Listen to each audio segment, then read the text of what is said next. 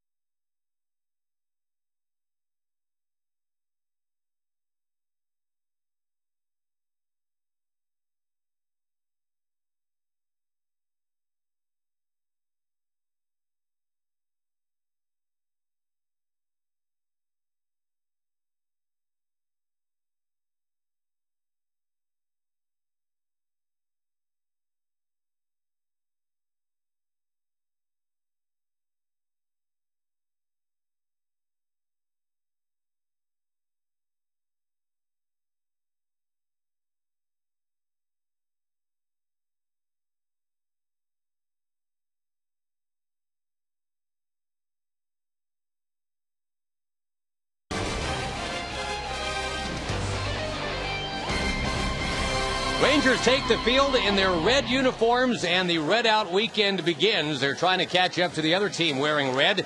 The Los Angeles Angels of Anaheim are 87-59.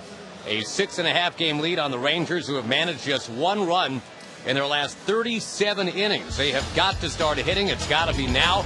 Tommy Hunter will face an Angels team that got a 4-3 win in Boston last night. And here's the Angel batting order presented by Southwest. We've got Figgins, Izturis, and Abreu. Noted Ranger killer Vlad Guerrero, close to a 400 career batting average against the Rangers. Then Torrey Hunter and Kendry Morales. Look at all those 300 batting averages they've got in there. Rivera, Ibar, Napoli is the one guy who's slumping there at the end of that lineup. Mike Napoli, the catcher. The Ranger pitcher is Tommy Hunter. And it's his first career start against the Angels. We're scouting him out right here. That's been an excellent season for Tommy. We've talked about that enough this year, but he's 8-3, an ERA just a little bit over 3, fewer hits than innings pitched, not many walks, double the amount of strikeouts to walks. First career complete game Sunday against Seattle was a beauty, too. It followed 2, for him, subpar starts. Had 4 innings in that game where he had less than 10 pitches. Only 1 earned run. It was an outstanding game for Tommy, and this is probably Tommy's biggest game tonight, a game the Rangers pretty much have to win. Yeah, you know, it's why we're very, very delicate about calling any game a must-win until about now. This is September 18th. There's 2 weeks to go, actually 17 games to go for the Rangers. Mike Scioscia's team has overcome some adversity, no doubt about it this year. They had a 9-12 April. But boy, do the math. Since then, they are 78-47.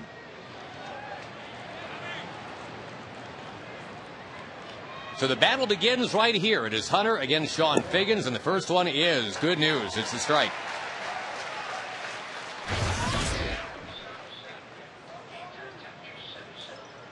"77 degrees at game time here in Arlington tonight. Overcast conditions, but no rain. And Tommy Hunter was getting a lot of meager fly balls that last start against Seattle.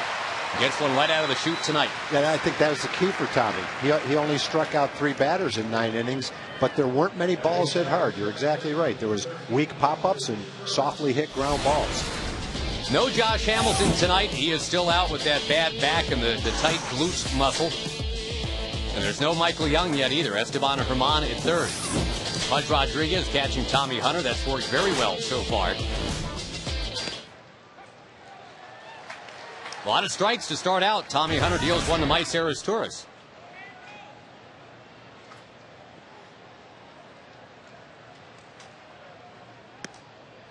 Dale Scott, by the way, is a home plate umpire tonight. Rob Drake, Mike DeMuro, Ron Culpa. Around the horns, a good umpiring crew here for the weekend.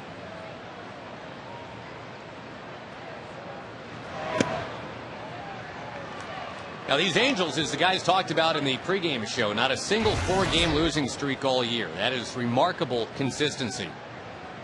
Only team in baseball since the '05 St. Louis Cardinals that can make that claim. Last night they had to rally to win in Boston.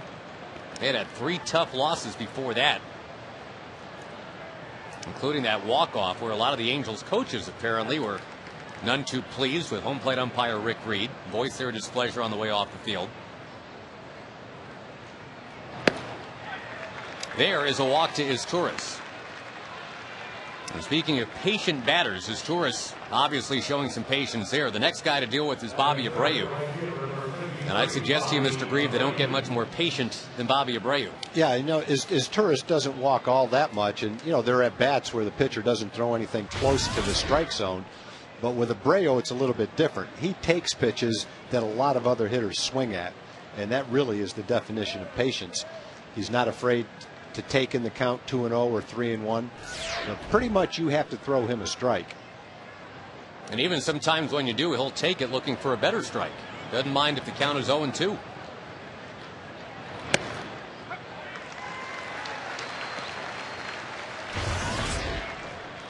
Not only is he driving in runs, he is second in the league in walks this year.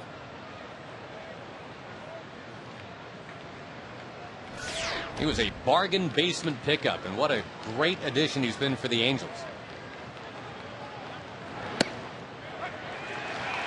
That's what we're talking about. Take a couple strikes. Most guys hate to do that. Bobby Abreu just doesn't mind.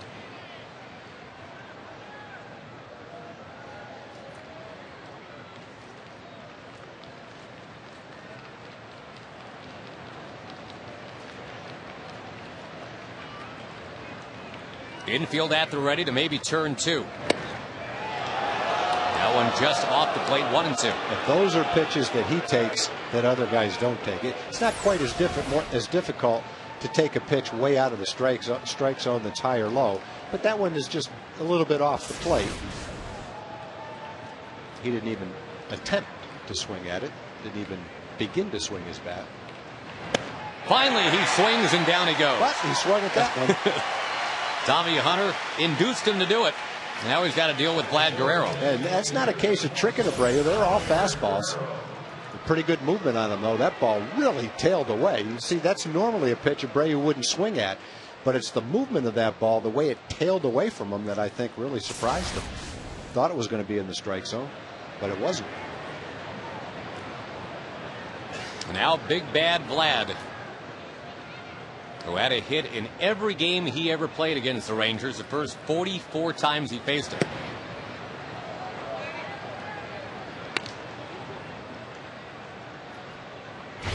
It's been an injury-plagued season for Guerrero. He's DH'd pretty much the whole way. He's only played in the field in 2 games. Obviously, the power numbers are down, but the batting average still robust, .294.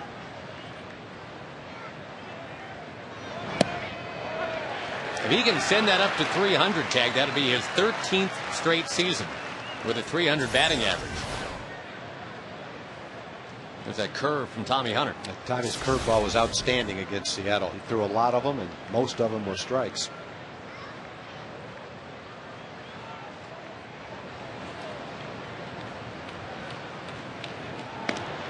We're talking about Guerrero and 13 years in a row with a 300 average being possible. The last 50 years, only guys to do that are Rod Carew and Tony Gwynn.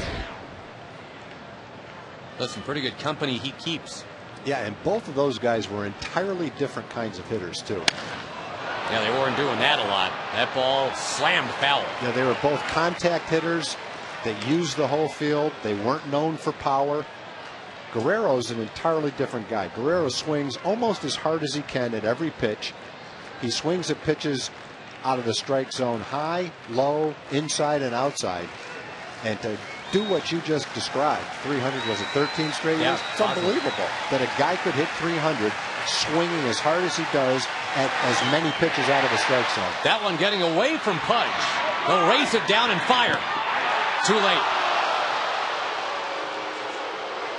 Right in front of the owner's box. Pudge Rodriguez had to go grab it.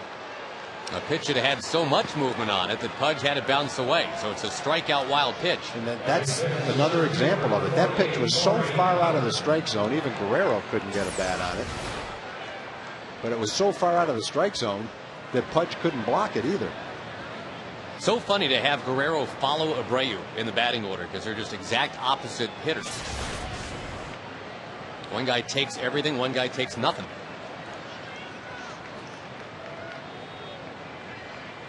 So now the Dallas resident, Torrey Hunter, against Tommy Hunter.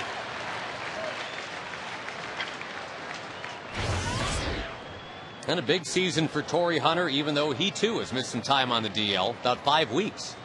In fact, he got hurt right here in Arlington.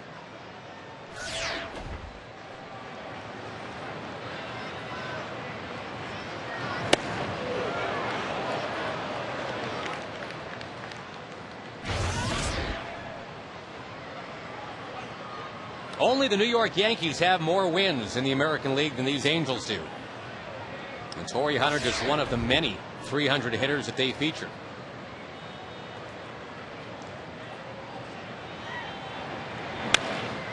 Little bloop. Kinsler turns. It's going to drop. Boy, you couldn't have run out there and placed it any better. The Torrey Hunter bloops one in. The Angels lead 1-0. The strikeout wild pitch to set it up. This is kind of how the games against who did we just play? Seattle? Oakland. And, Oakland. Yeah. The games against Oakland went where, you know, you just couldn't quite get out of an inning. They would hit some balls hard, but then they would hit balls like this that right when you thought you were going to get out of an inning, boom, here comes a little blooper and a run scores. The first inning has been the problem inning for Tommy Hunter, although it looks like he's got great stuff tonight. Yeah, this inning shouldn't be a problem. Right away gets a ground ball to Kinsler. Lobs to Davis to end it. But the 1-run in on the Torrey Hunter Blute single. Rangers coming up against Scott Kazmir, just imported from Tampa Bay. That is coming up.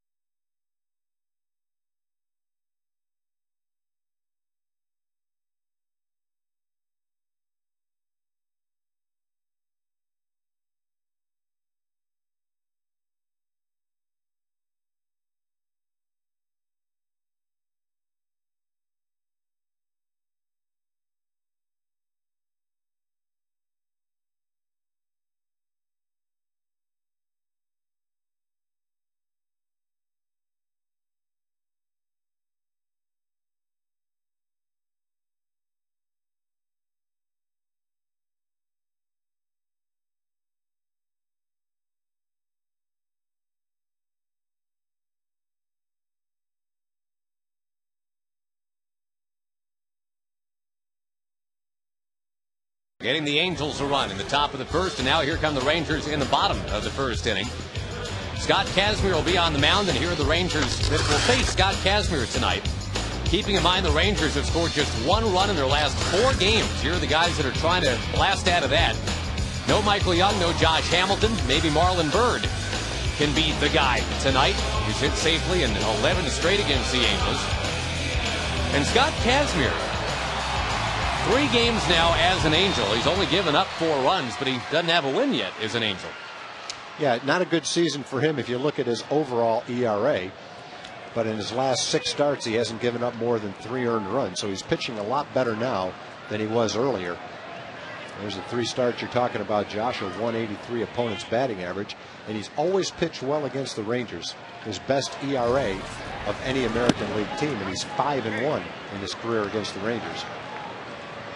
Last time the Rangers faced him, they mustered only a handful of hits against him down in Tampa Bay, right before he got dealt away. 5 hits, matter of fact, and 2 of those were from Michael Young. Now, Kazmir is coming off a career-high 118 pitches. So maybe he's a little bit spent. Kinsler muscling one towards center. Those 118 pitches only got him through 6 innings. That, I guess, traditionally has been part of the problem for Kazmir is the pitch count. Yeah, and he only had 2 strikeouts. That's a season low for him, too. Same game. Rivera, Hunter, and Abreu, Figgins, Ibar, Izturis, and Morales. And Kazmir works to Mike Napoli.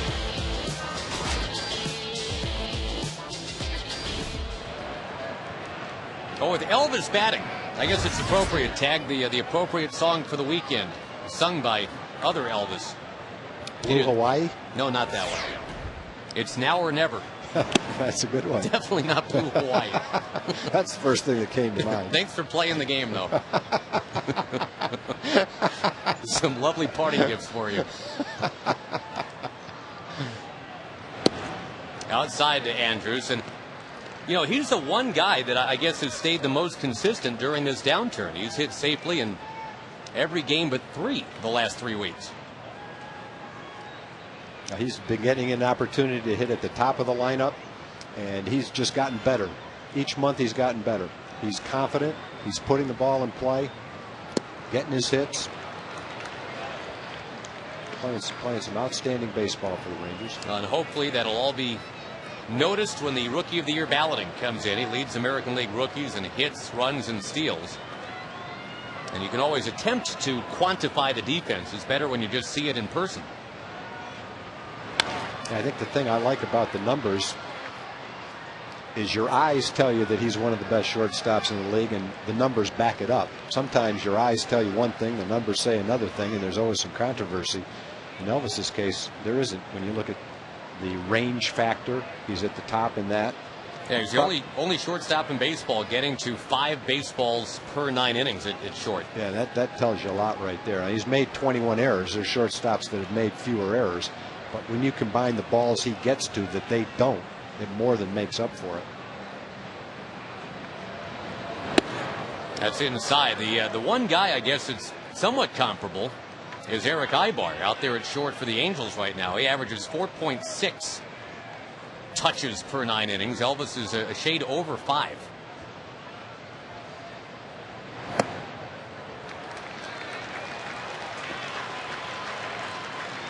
If most shortstops are getting to 4 balls a game and Elvis gets to 1 extra one per game, and assuming he handles it cleanly, there's an extra out just kind of donated to the pitchers every night.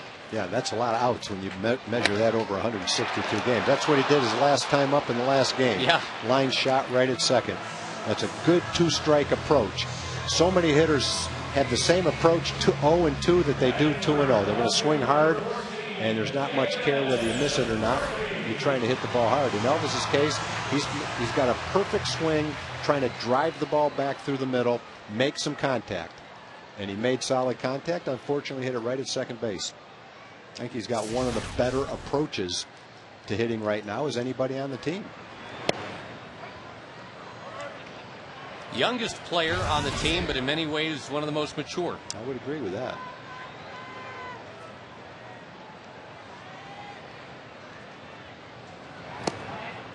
Boy, thank goodness for this guy, David Murphy. If he hadn't homered a solo home run the other night on the Tuesday game against Oakland, we'd be talking about a 38-inning scoreless streak for the Rangers. Wow.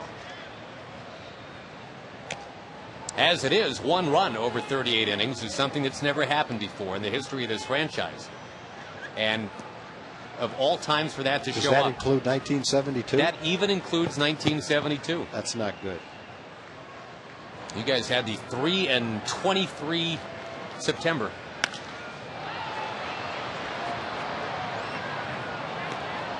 And that's the thing. I mean, the Rangers, what we said all year long, Tag, that if this series, this last home series against the Angels meant something, it's a good year.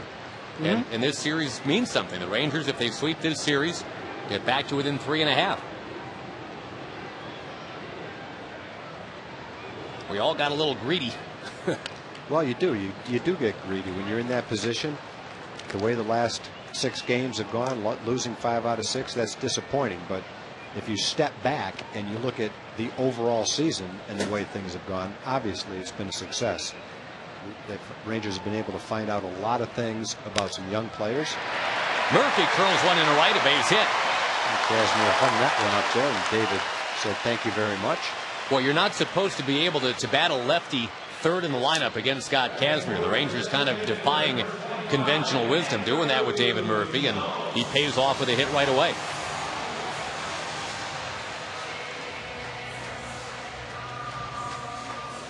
Well, wouldn't it be something if the difference maker was the guy coming up right now? Andrew Jones had a 3-home-run game against the Angels back on July the 8th. He has not homered since. He is 1 behind Johnny Bench on the all-time home run list. That would be for 51st all-time.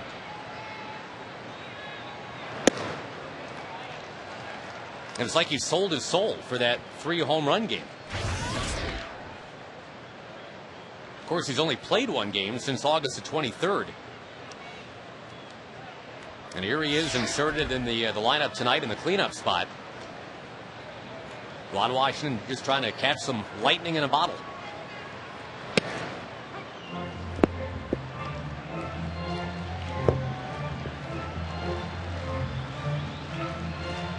As we talked about earlier, too, the Rangers have been sending lightning into Southern California all year. They have won 9 out of 12 against the Angels. And because they've been that successful head-to-head against this team, they are within striking distance down the stretch.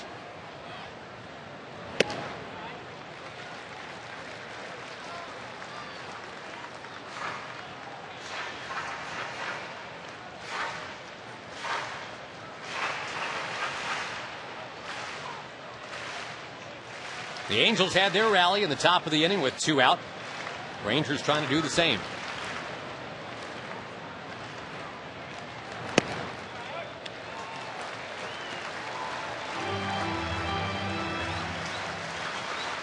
Again, 1 run now in the last 38 innings. That's at home. They had 31 runs in 27 innings in Cleveland.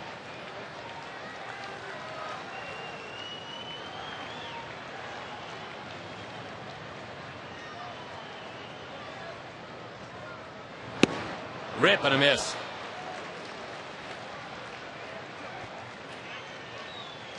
And true to form for Kazmir, I guess, Tag. It's already a 21-pitch inning. He's only faced 4 batters. That's almost the average that he had when he threw 118 pitches in 6 innings in his last start. Taken, and it's called a 3rd strike. So the Rangers got that 2-out hit from David Murphy, but that's it. 1-0 Angels at the end of 1.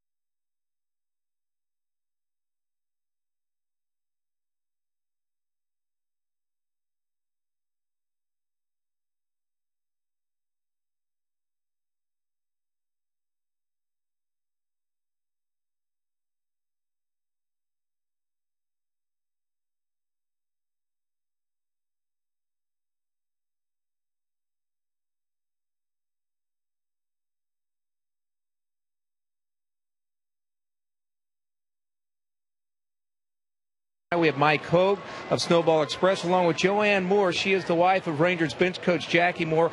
First off, Mike, tell us about Snowball Express. Yeah, thanks, Jim.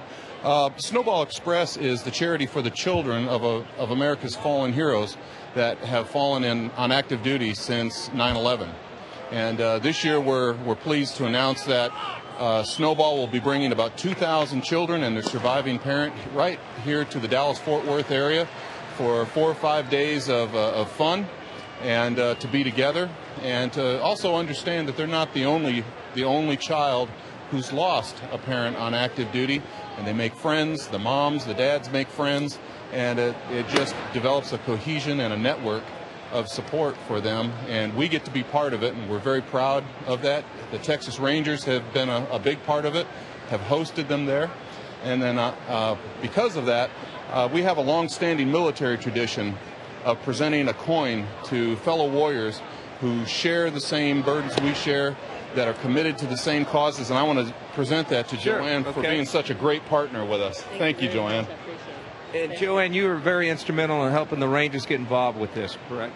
Yes, my brother and my dad are both ex-military, and I'm a flight attendant with American, and I had a pilot approach me and asked me if I thought the Texas Rangers would want to get involved in Snowball Express.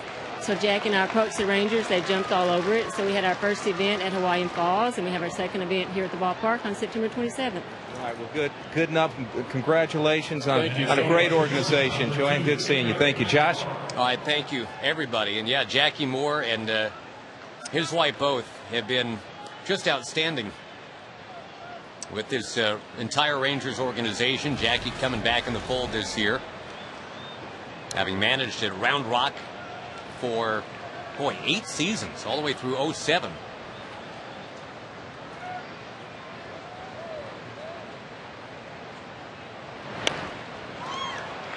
Hunter down off the mound. He slips, but gets his man. Ibar gets down there quick. Ibar's a good player, boy. He leads the majors in bunt hits. Almost had his 18th of the year right there. It goes as his 12th sacrifice bunt, which is second in the league. He's a very good defensive player. He's hitting .308. He's knocked in 55 runs. He's just a good, solid, all-around player.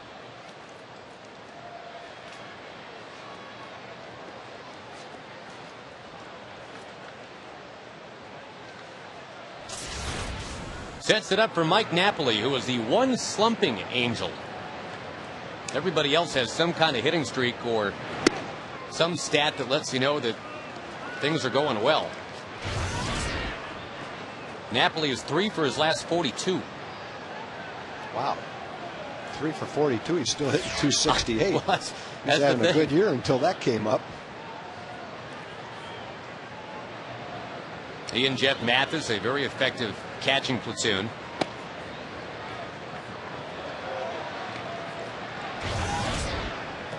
Well, again, just to put it in focus here, Tag, it's 17 games to go, 6.5 games to make up, and the Rangers go head-to-head with the Angels 7 times.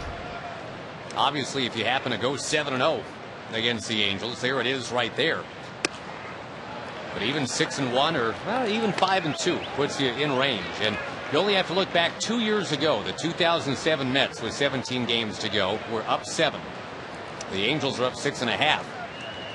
And you might know the Mets fell right on their face. They did not get into the postseason in 07, up 7 games with 17 left. Took a pretty good charge by the Phillies to catch him. They went 13-4. And realistically, that's probably what the Rangers will have to do as well.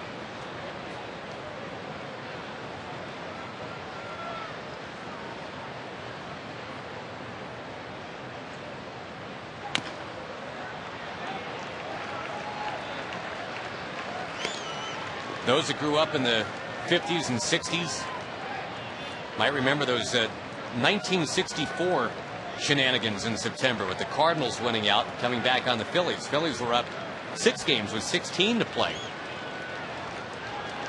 Pretty much starting 2 guys every game, Jim Bunning and Chris Short. That did not work. Chopper to third, Esteban Herman with a bobble, and he cannot make the play on Napoli. Mike Maddox will go to the mound to talk to Tommy Hunter. The Rangers have been, well, unfortunately, boxing some baseballs here on this homestand. This is the worst stretch defensively they have had since April. And again, just like the hitting woes, it comes at precisely the wrong time. It looked like Esteban just got a little bit back on his heels. The ball took a hop on him. You had plenty of time to make the play, but you got the catcher running, but just couldn't come up with it. You're back to the top of the order with Figgins. They're looking to bunt with Figgins here, you figure? No, probably not. One out. Not with 1 out, probably not. Unless he might bunt for a base hit. Right, yeah. Might try that. That's why Herman is in a little bit at third. The Angels love to use the bunt as a weapon, not just to sacrifice, but to get their guys on. Got the most bunt hits in baseball.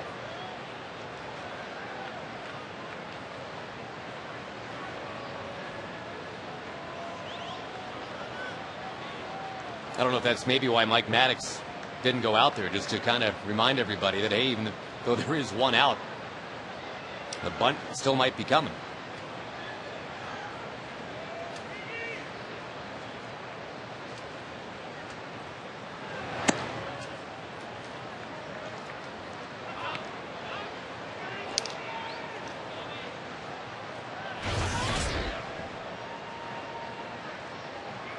This is a season high for the Angels, being 6.5 games up. The Rangers have been closer than that all the way until the last couple days.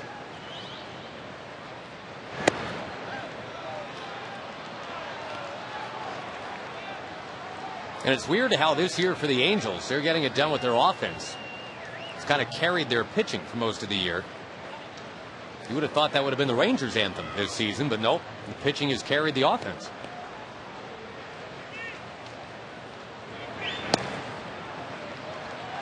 3-0, and it's his tourist on deck.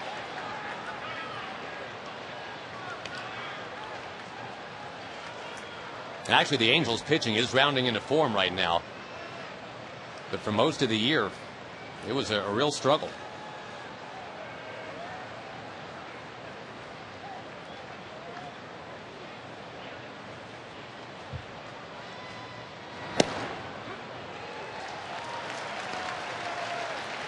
I don't know if you saw the note tag, but the Angels starters last 3 weeks. That's 19 games. They got an ERA of 2. I didn't know. I didn't notice that. I mean, looking at the games, I'm not surprised to hear that, but wasn't aware that it was quite that big. Check swing. That's ball 4. Well, Tommy's struggling with his command a little bit. His pitches are up. A walk scored in the first inning. They're not hitting him. Hunter's hit to score that run in the first inning was a little blooper over second. This inning, all Rivera's hit was a bouncer up the middle. But then the error and now the walk to Figgins has the Angels in a pretty good situation.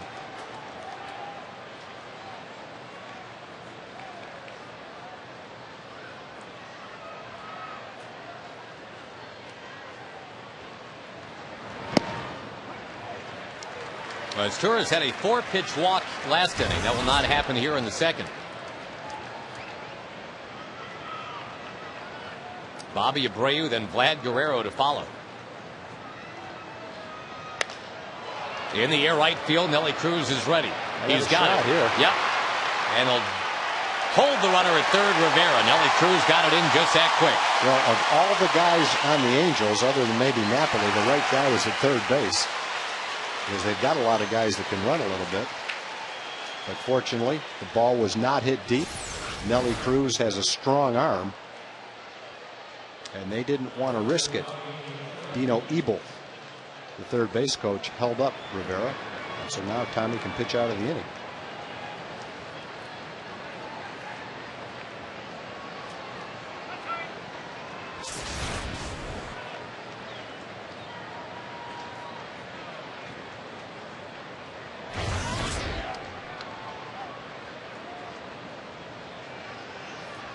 Abreu a strikeout victim in the first. Bases loaded, 2 out. A rare first pitch swing for Bobby Abreu. Nelly Cruz runs it down. That's a big catch right there, because that's a 3-run catch right there. That's like hitting a 3-run homer. Abreu about once every 20 at-bats will swing at the first pitch. He did it there. It looked like 3 runs. It was none.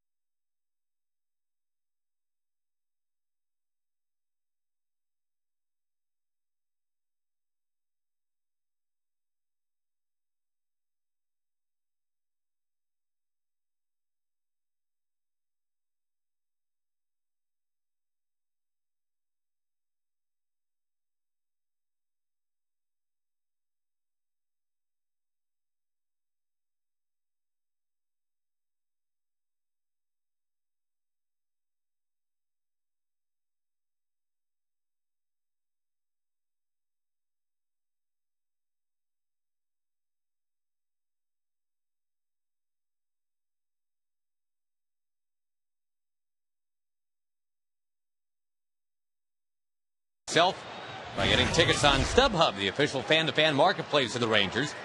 Go to TexasRangers.com, choose StubHub from the tickets menu. And the fans here are still buzzing about the catch that Nelson Cruz just made.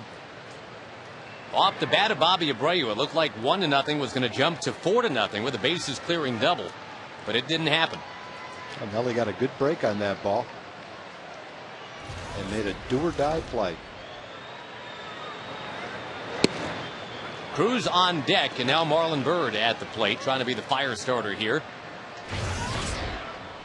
1 run in 38 innings. That's what the Rangers are operating with right now, and they're facing a lefty. Scott Kazmir has been pitching well of late. That kind of magnifies the importance of the Nelly Cruz catch, because the Rangers are not hitting well.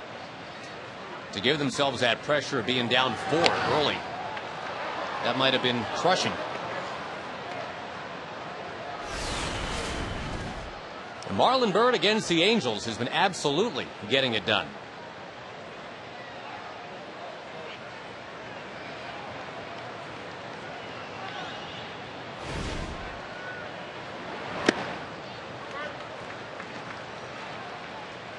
Marlon had that great stretch on that last road trip. He went 16 out of 30. But on the homestand, 2 for 17.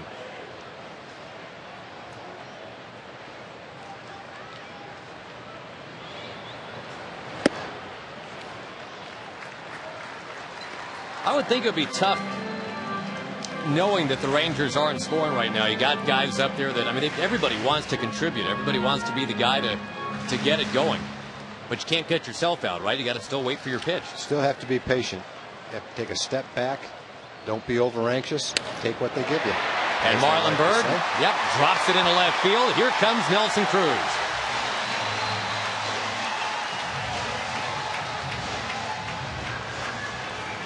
Take you back to the catch that Nelson made to end the top of the second inning. It's our Coors Light freeze cam. And you're right about the break that he got, Tag. If he doesn't take those quick couple of steps initially, it's no chance. Yep. If he doesn't make the catch, he goes into the wall. The ball bounces back off the wall. It's at least a double, and it's definitely 3 runs. Looked like he ended with hook 'em horns right there in that last freeze frame that we had, too. Didn't know he was a UT fan. Well, it will endear him to ownership. Mr. Hicks watching on tonight from the front row.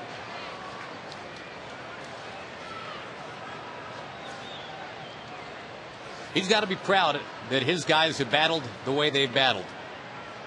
There wasn't anybody in baseball thought this team would be doing what they have been doing. And as you and I talked about earlier, Tag, I mean, all of us, I think, every Ranger fan, I think everybody just kind of figured, boy, I mean, it just feels like it's going to happen. This is the summer. Everything's going right. It still could happen, but this is the most obvious wobble of the season right now. The Rangers have bounced back from every wobble so far. Every time they looked dead and buried, they would kind of crawl back out of the ground. To the fastball, outside corner. Got it by him.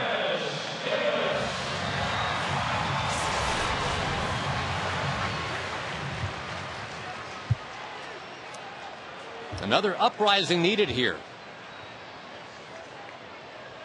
as the Rangers indeed are 1-5 on the homestand. We'll see if Chris Davis can get Marlon Byrd around and in.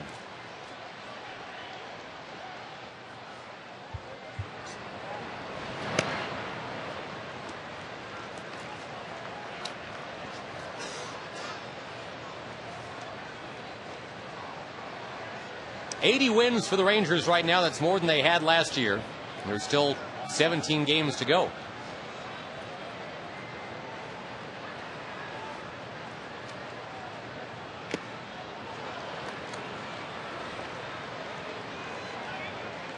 And they have 80 wins through 145 games. Only twice has this franchise had more than that.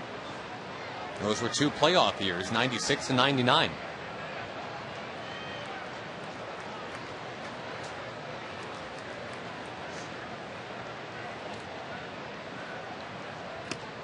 Speaking of 96 and 99, The voice of the Rangers, Eric Nadel, has broken out the lucky shirt tonight. That's the one that That's the one that got the Rangers a 7-game win streak in '96 in September, says Eric. And he wore it again in '99 when things were getting a little wonky towards the end. Well, pulling out all the stops for this one then. Eric says that shirt has stayed deep in the closet for a lot of years. Pretty good chance it survived only because it's a lucky shirt. Yeah, he pretty much admitted as much. It's not a fashion statement. Not in his regular routine. Nope, not in the rotation. Usually.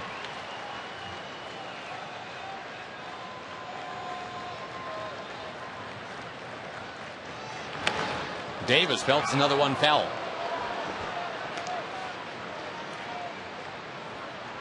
Now you do know, Tag, if the Rangers win tonight, you'll probably be expected to wear whatever that is you're wearing tonight again tomorrow. So, well, chances are I've got one exactly like it, and you wouldn't know the difference. You're like Jughead from the old Archie comics. It's the exact same outfit, just 20 of them. I've got about three white Ranger shirts that are the exact same shirt.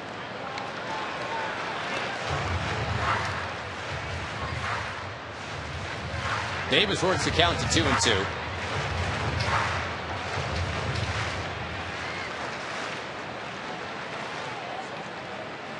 Kazmir has needed an average of 6.5 pitches per batter in this game,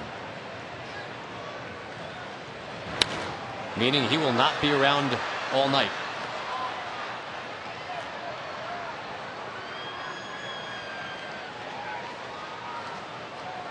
The Houston native dealt away from Tampa Bay, and a lot of people were surprised when that happened because Tampa Bay was certainly right in the race still.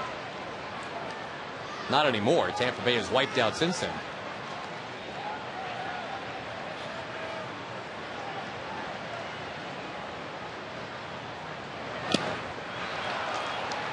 Again, just enough contact by Davis. Making Kazmir throw a lot of pitches to him. He's fouled off about 5 pitches.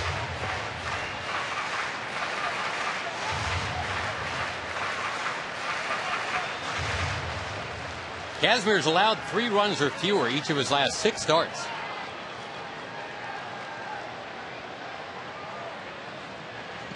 That run began against the Rangers when he was still with Tampa Bay. Little flare left field. Great at bat by Davis. Just kept fighting pitches off all over the place, and he feathers it in left.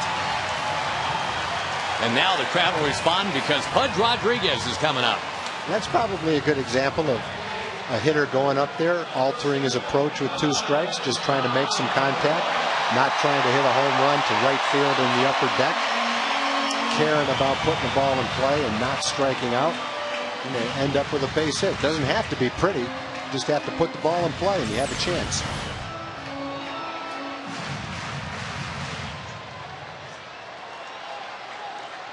Kind of a desperate swipe at that one.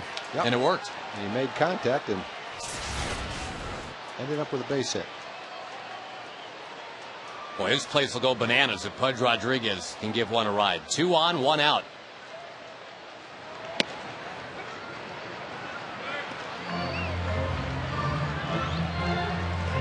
Veteran state of mind right there, our Geico quote.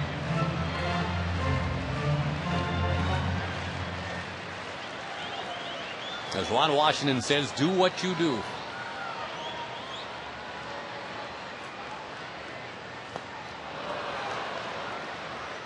Right here, though, Pudge is going to have to rally. He's down 0-2.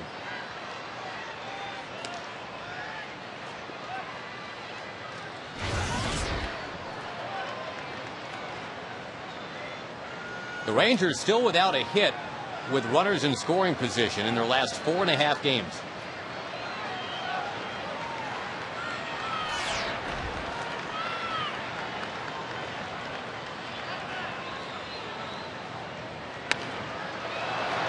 For 22.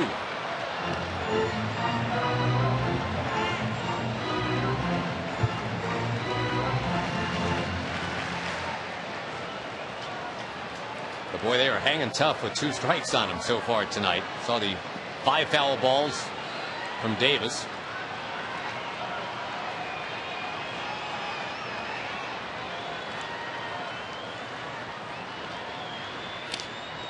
Another 2-strike foul.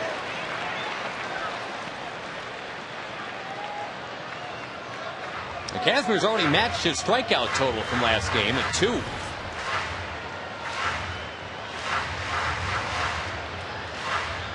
They have floated that pitch count up to 44 already. Only 1 out, 2nd inning.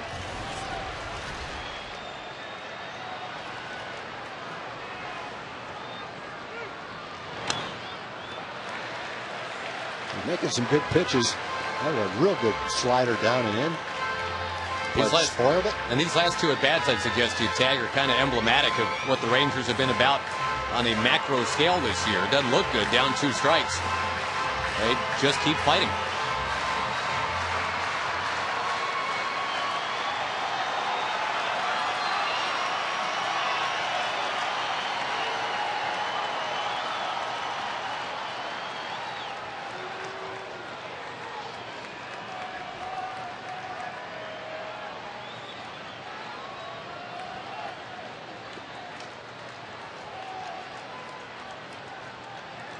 Two singles in the inning. And now another 2-strike foul. Oh, what a try by the ball girl. Wow. Diving try. You got to love that.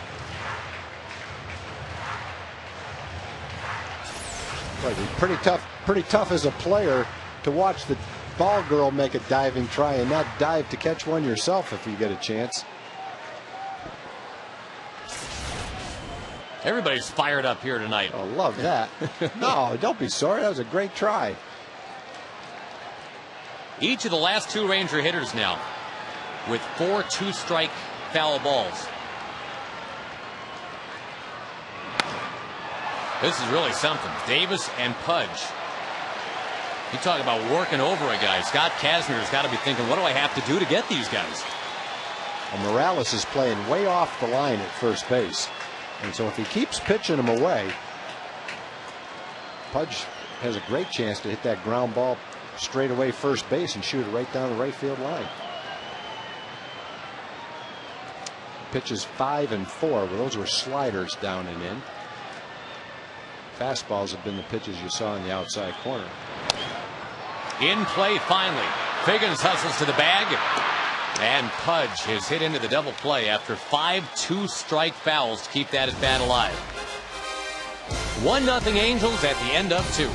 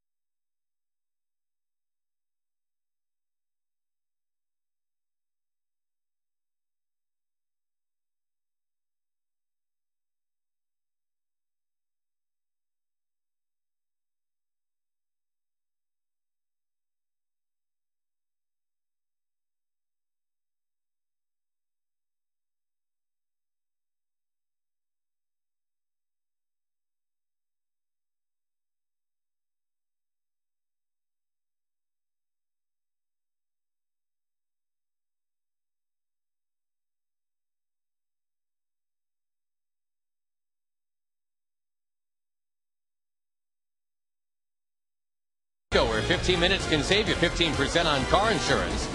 By AT&T, switch to the nation's fastest 3G network. AT&T, your world delivered. And by Whataburger, just like you like it. Well, Scott Kazmir's had to sweat it out, but he's got the shutout intact. Tommy Hunter's given up just the 1 run so far. In a game the Rangers feel like they've got to have tonight. They have out-hit the Angels 3-2, but they're trailing early on tonight. Vlad Guerrero, then Torrey Hunter and Kendry Morales in the third against Tommy Hunter.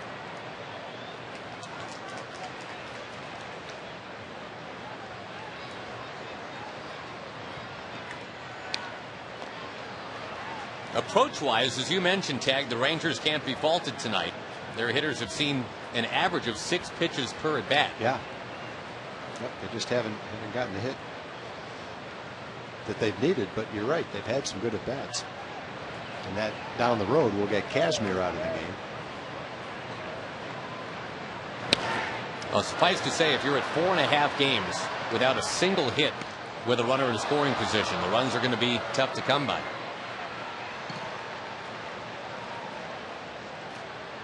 But since the runs are tough to come by right now, the Rangers have the guy they want on the mound. Tommy Hunter threw a shutout last time, or excuse me, a complete game the last time out. Only 1 earned run allowed. Ties up Vlad Guerrero, no swing.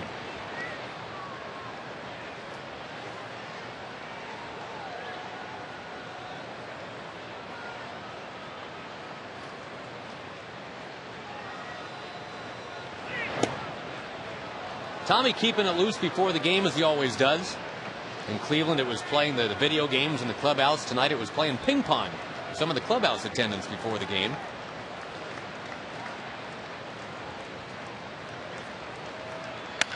Guerrero smokes one to left field.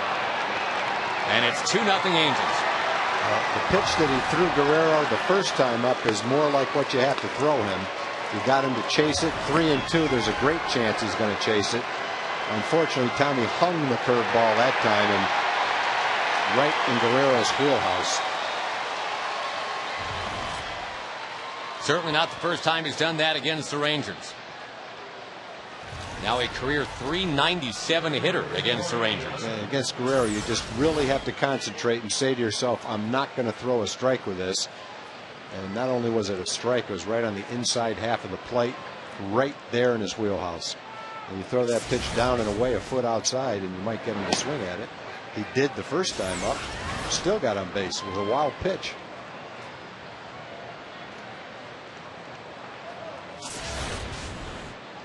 His 15th of the year. Hunter quickly behind, 0-2 to the other Hunter.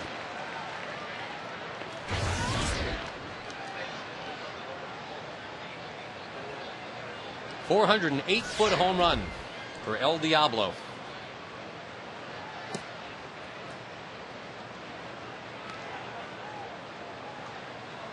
Well, the Angels are second in the majors in runs scored. They are first in batting average. Looking to set a team record for batting average.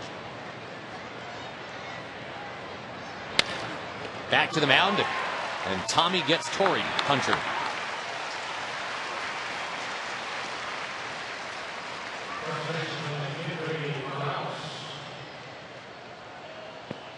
That complete game that Tommy pitched against Seattle, he only needed just a shade over 100 pitches to get that done. He was very efficient.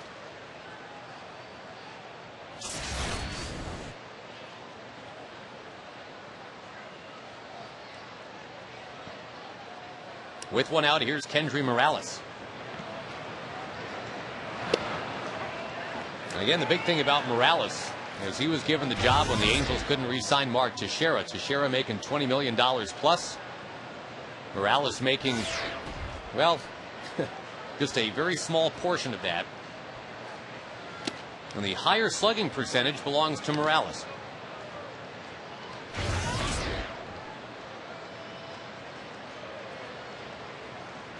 Played a real good defensive first base, too. That's a good pitch from Tommy Hunter. Tied him up. It's a 300 hitter. Grounded out twice to Kinsler. And way out in front of one the first time up. He hit off the end of the bat, and that time he jammed him. Got it in on his fists.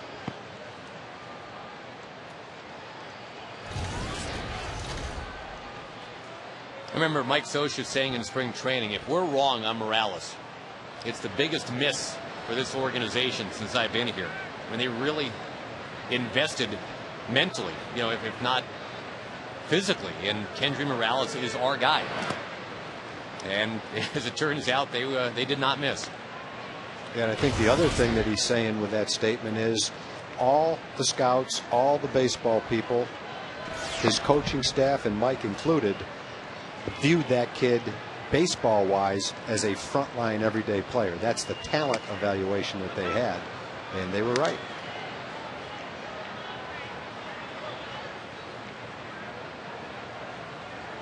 I can remember Rex Hudler saying the same thing last year.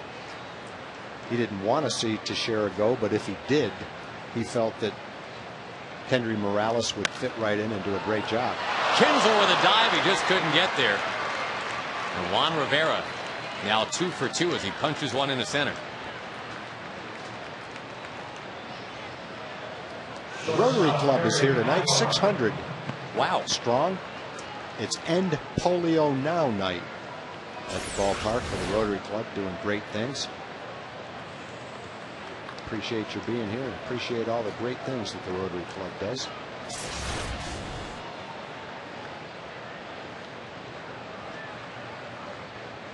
Eric Ibar, the batter.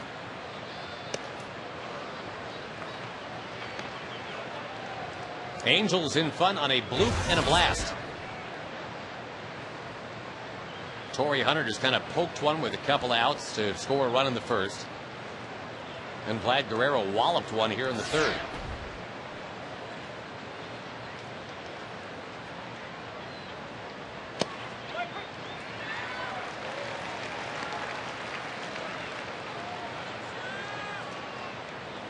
Rangers coming off that 4-0 loss on Wednesday, and I think the off day was well timed, trying to put that one well out of mind if they could. Second time this year they've been one hit at home.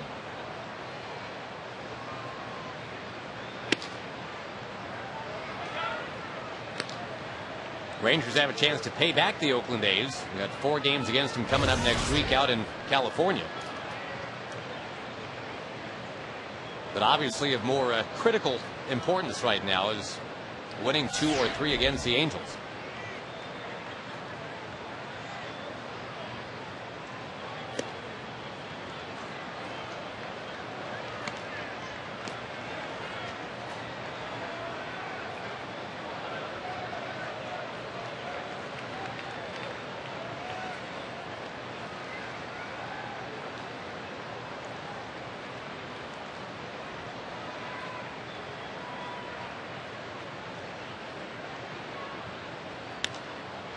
Fouled right back this way, and the count 3-2 to Ibar.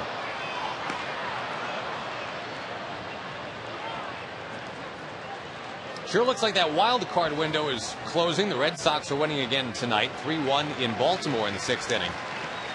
Jason Bay, home run number 34.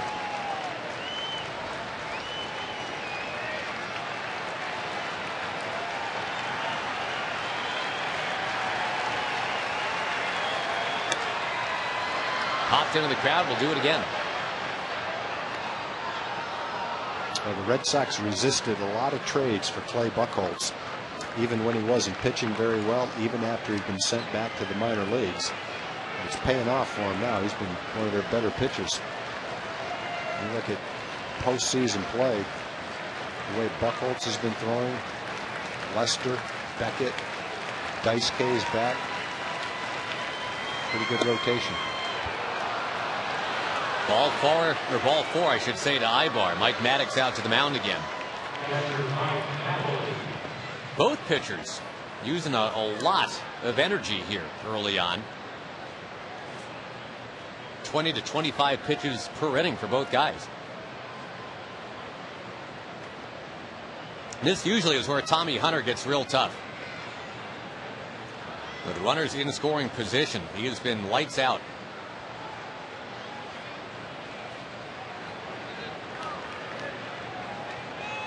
There's your forward leaderboard to show you that.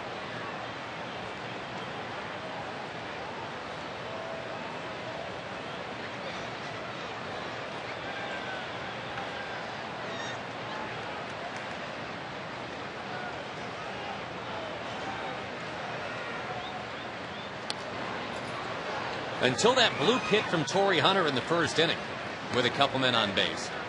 Tommy had held opponents to 2 for 33 with a runner in scoring position and 2 down.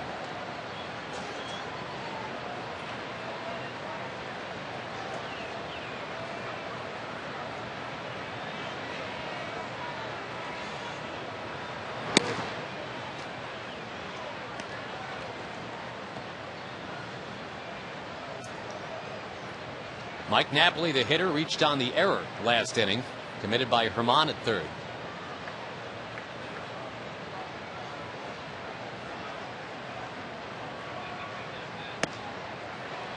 The Rangers will get action in the bullpen already. Tommy Hunter just not as sharp as he was last time. No, he just doesn't have the command that he had last time. Not throwing the ball where he wants to. Doug Mathis getting ready.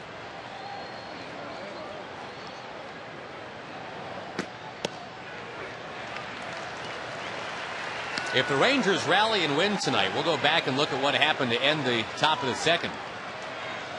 With the bases loaded, Bobby Abreu driving one, Nelly Cruz making that lunging catch.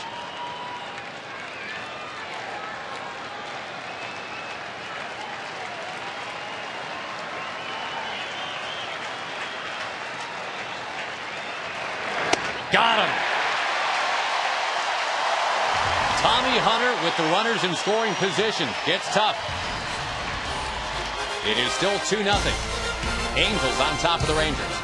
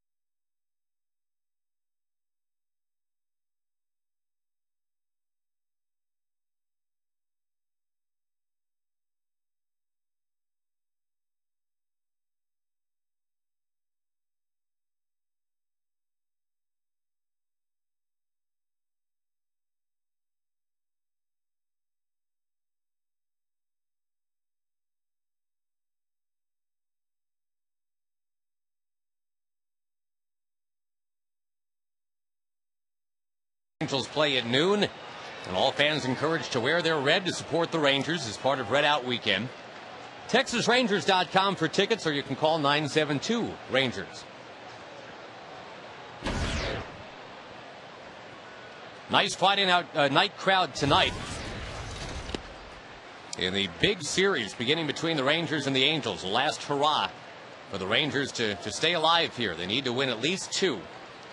Most people would agree this weekend.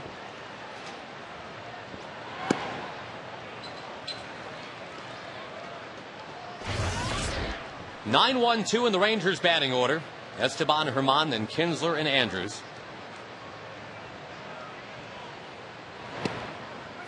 Disappointing, obviously, Tag, that as this series begins, Josh Hamilton's not available, Michael Young's not available, but nobody's more disappointed than those 2 guys we just mentioned.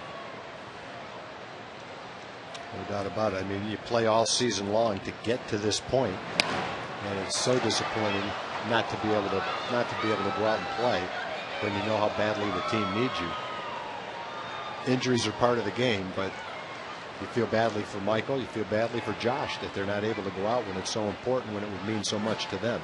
But Just have to sit and watch, and that's not easy.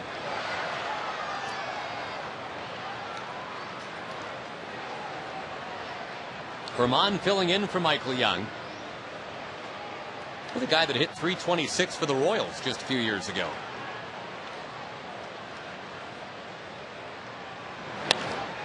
Staying alive and getting her done. Esteban Herman. There's another blue pit for the Rangers. And again, following a parade of 2-strike fouls. Well, Kazmir's only faced 9 batters. He's given up 4 hits. They haven't been extremely hard hit balls, but he's had to throw a ton of pitches.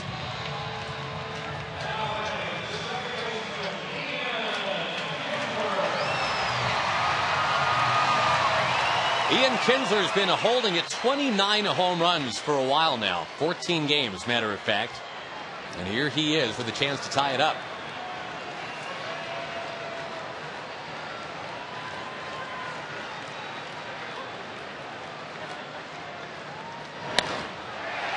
Off the end of the bat, and it goes to right. That's a rare one pitch at bat for a Ranger tonight. The last 3 hitters, Tom, Davis, Rodriguez, and Herman, had combined for 11 2-strike fouls. Wow. And the Rangers as a team have 15 of those tonight.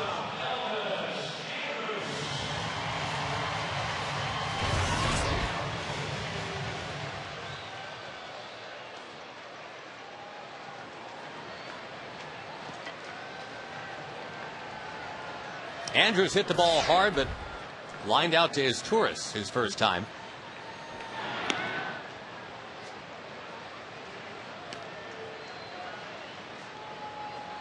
Tag, there's another series tonight where the home team has a chance to make a big-time gain on the division leader. The Twins are hosting the Tigers. Michael Kadires just hit a 2-run home run. Minnesota leads Detroit 2-0 in the 4th inning. I remember when we were in Minnesota and Brian Dunsing pitched a 7 shutout game against the Rangers, and everybody said, wow, how can the Rangers not get any runs off of him?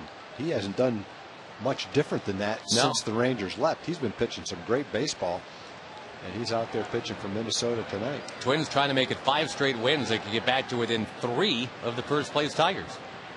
The Tigers just got beaten badly by Kansas City.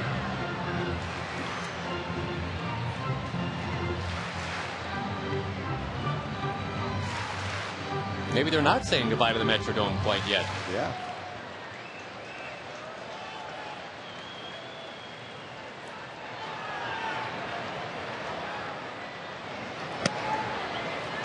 One and 2 to Elvis Andrews. Kazmir's had little trouble getting ahead of the Ranger hitters tonight, but he's had an issue finishing them off.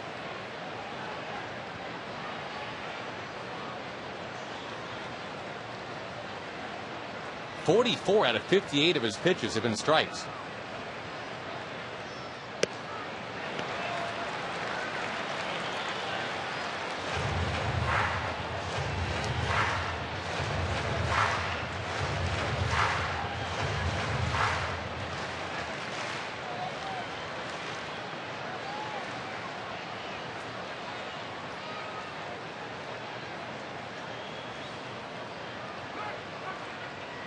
Time had been called.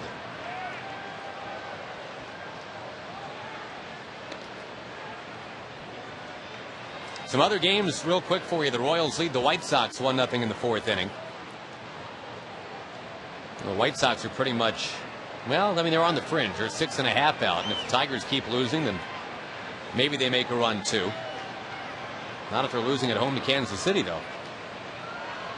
Yeah, the White Sox problem is they've got 2 teams ahead of them.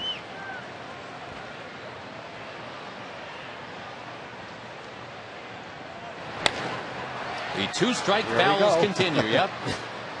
Well, again, you got to give the Rangers some credit. Well, it's a good approach with 2 strikes, trying to make contact.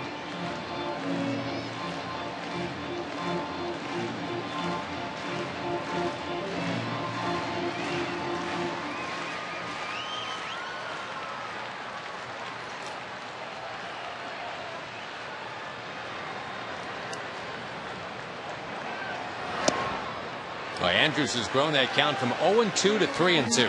Murphy on deck.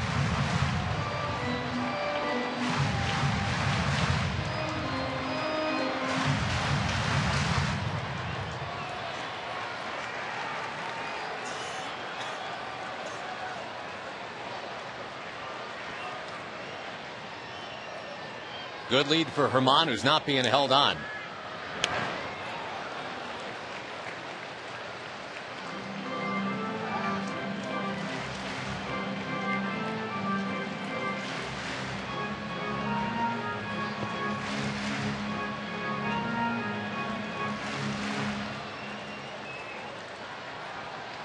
Pretty similar to what happened to Elvis's first at bat.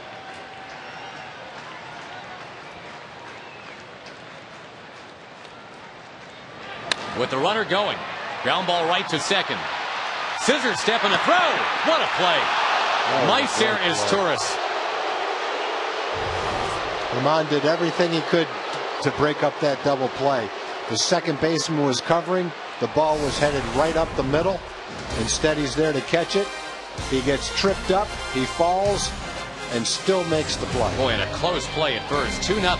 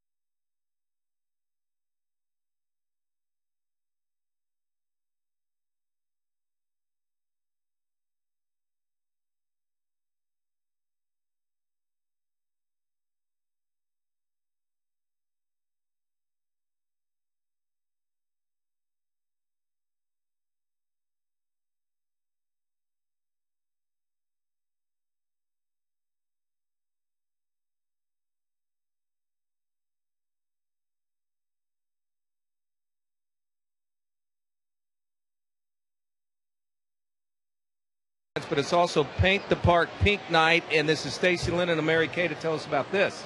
Hi, Pink in the Park is where Mary Kay and the Rangers have coordinated together, and a portion of the proceeds from the ticket sales in certain sections is going to go back to the Mary Kay Foundation.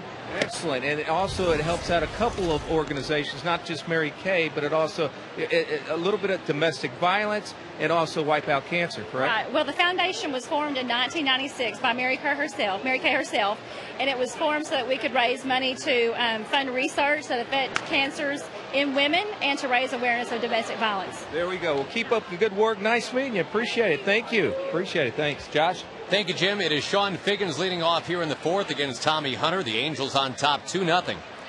And the Rangers have had their opportunities. They've had base runners in each inning so far against Scott Kazmir. Breaking ball in for a strike to Figgins. Rangers undone by a couple of double plays. And that last one turned by Meiser as Torres. That was highlight reel material. It was a great try by Herman, who got down there quickly, slid into him hard, disrupted the play. But he was in such good position to field the ball and so close to the bag, he still had time to get Elvis at first base after jumping over the play, coming over at Herman, coming down and making him throw to first. In there to strike out Figgins. Well, that Tommy Hunter curve continues to be a fun thing to watch as it floats on in. Let's get you to our Aflac trivia question here in the top of the fourth inning. Aflac! Been talking a lot about Elvis Andrus tonight. Second most by a Rangers rookie shortstop. Which shortstop had more assists than that? The answer coming up in the bottom of the fourth.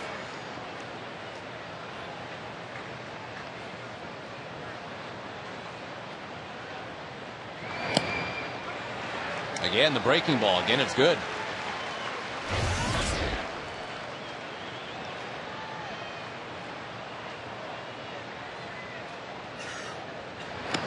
The nimble double play turner, Meiser is Torres. Scored the run back in the first inning. He had walked. Then a strikeout wild pitch prolonged the inning. Torrey Hunter was able to send his tourists home on a bloop single. This ball pops foul.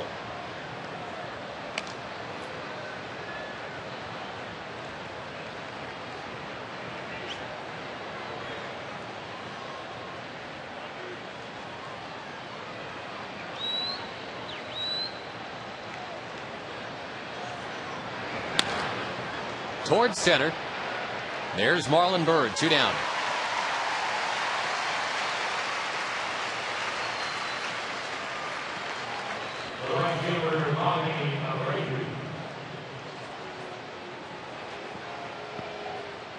Hard to fathom that Tommy Hunter began the year at Double-A. And his minor league ERA this year was 4.2. His major league ERA is 3.2. It's just in a short period of time a great example of how quickly he improves. You go back a year and you saw him in the big leagues last year before he was quite ready to be in the big leagues. Then his minor league performance was greatly improved from last year's minor league performance, and his big league performance has improved from his minor league performance. Who knows? Next year he's probably going to show great improvement from this year too. He's one of those hard workers. He's not afraid out there. He's an aggressive pitcher. He's got a good assortment of pitches now. He just needs on-the-job training, which he's getting in a pennant race right now.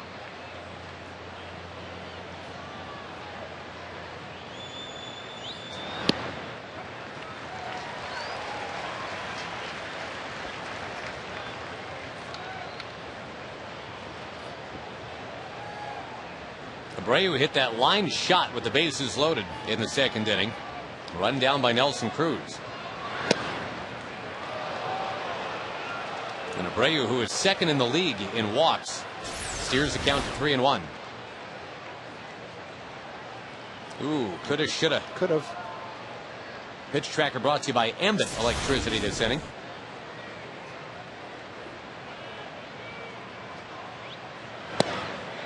Got to get that one. Yep.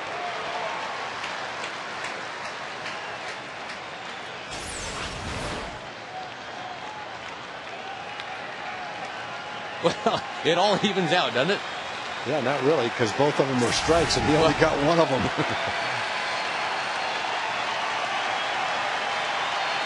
3-2 pitch to Bobby Abreu. His bounced foul will do it again.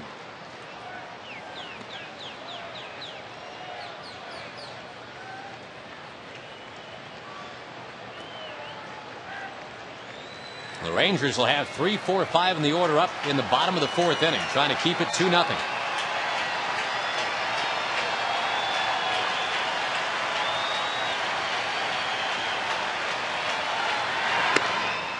And Abreu draws his 90th walk of the year.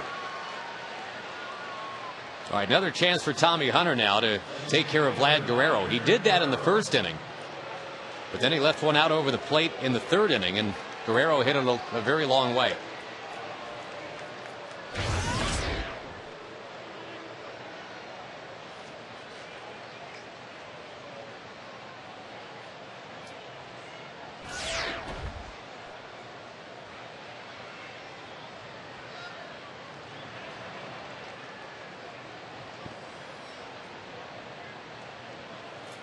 Guerrero left the game in Boston the other night with a bruised left rib cage, hit by a pitch in Boston.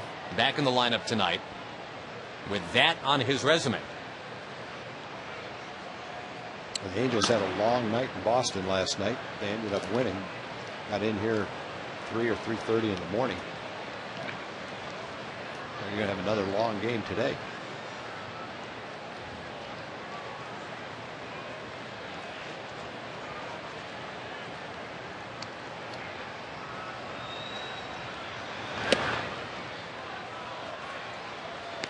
That one drifting outside will take you back to last at bat for Vlad Guerrero. 6th pitch of that at bat. There's a hanging curveball on the inside part of the plate.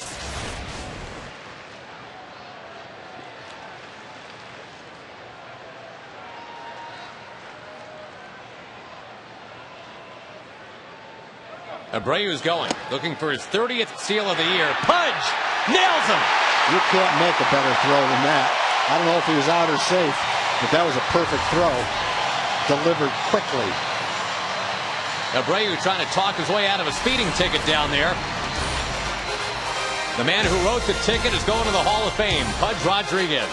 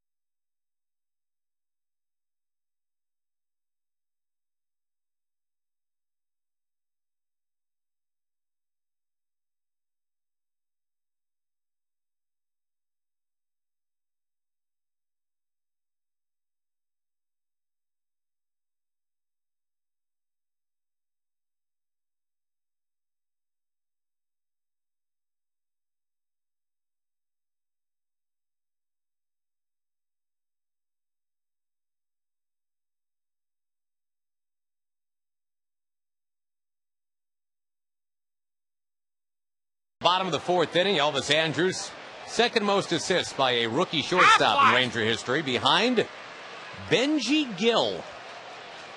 The year before the Rangers finally hit it big and made the postseason. Benji still lives in the area. David Murphy at the plate. The Rangers trail by 2. And again, the offensive misfortunes of the Rangers have continued. They've dripped on in it tonight against a tough left-hand pitcher. David Murphy's accounted for the only Ranger run in the last 40 innings with a solo home run. And the guy he hit it off of had allowed only one home run all year. That's Edgar Gonzalez of Oakland.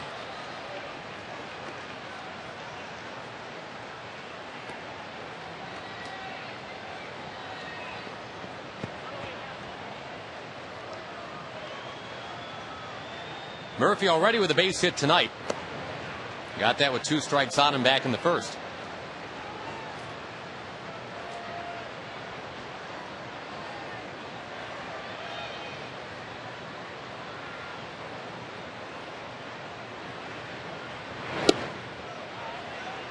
If the Rangers end up rallying to win tonight, I think part of the storyline is going to have to be how they fought Scott Kazmir the first time through the order. 15 2-strike fouls the first time through the order.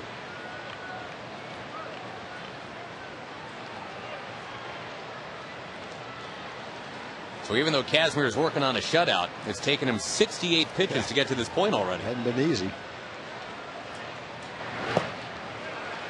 David's worked the count. He's down 0-2. He's worked it to 3-2. Very few quick at bats in this game for Kazmir. Kinsler had the 1-pitch flyout, but yeah, other than that, seen a lot of this.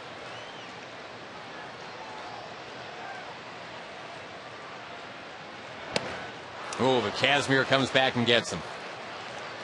Always been tough against the lefties, is Kazmir. 3 strikeouts for Kazmir. He hasn't walked anybody. And he got that one in. Ball tailed in, a little bit out of the strike zone for David.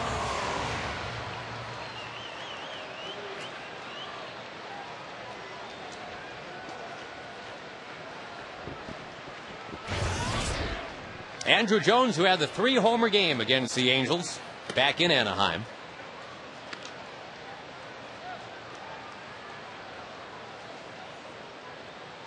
That'll be one of the highlight bullet points of the 2009 season. Andrew chipping that one up in the air to right. Out number 2. The Rangers still without an extra base hit now. Going all the way back to, wow, Esteban Herman's double in the 5th inning on Tuesday.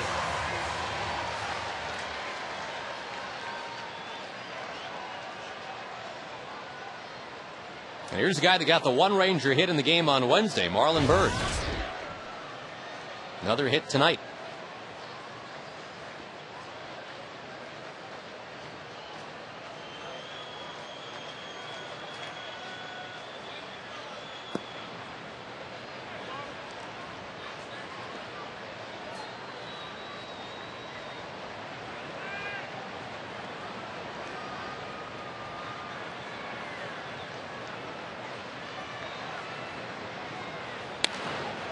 That one's fouled by Marlin. In the battle of the 22s here, Kazmir and Bird.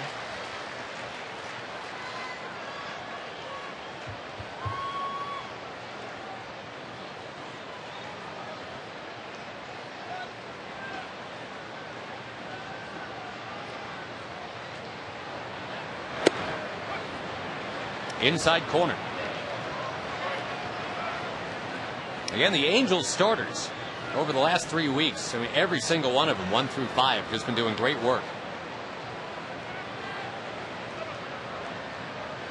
The last one having been called a strike, looked like it might have been a tad tight.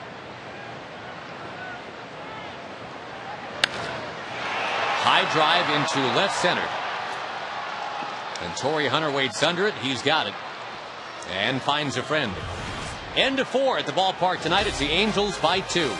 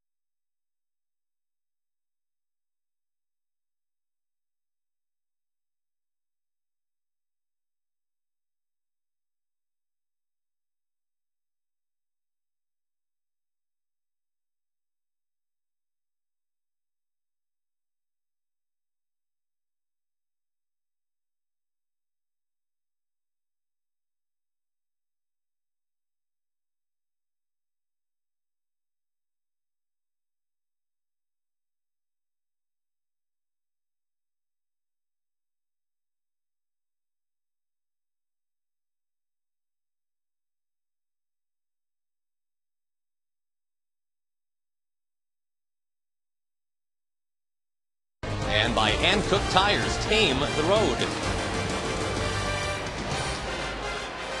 Vlad Guerrero was at the plate when Bobby Abreu was caught stealing. Those playoff beards have been worked on for a while, apparently. They've had 10 years to grow them out. Last trip for the Rangers, 1999. A lot of promise heading into September for 09. There's Vlad Guerrero driving one. Right center. Marlon Byrd back to the track at the wall. He's got it.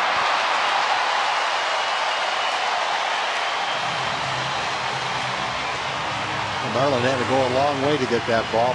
Guerrero waited on that off-speed pitch and drove it pretty well. Didn't get all of it, but he got 400 feet worth of it. A little bit away from him. He hit it a little bit toward the end of the bat. Still almost had enough to get it over Marlin's head for an extra base hit. But Math is still throwing down in the bullpen. Tommy's pitch count up around 88 pitches right now for Tommy. Second time that Mathis has been up.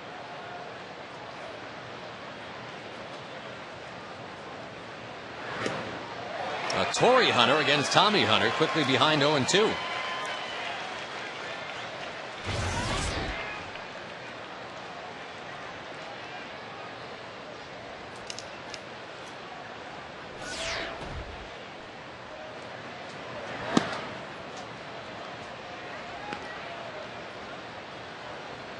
Tommy came in with the lowest rookie ERA that a Ranger has had. If you talk about 15 games as a minimum, even better than Jim Bibby's 1973. He's going to strike out Torrey Hunter. 5 strikeouts for Tommy. He's had good stuff. He just hasn't had quite the same command that you normally see from him. He's walked 4 batters. But he's made a lot of good pitches too, and as always, he's battling out there.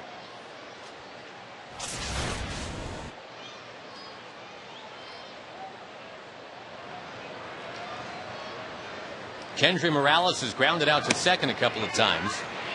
And again, the off-speed stuff, the breaking stuff, starting to get harnessed now by Tommy Hunter.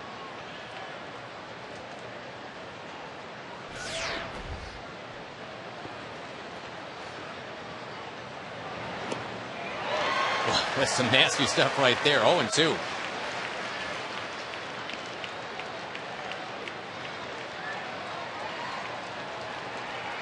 He's got that look about him now too, like, all right, I can do what I want now.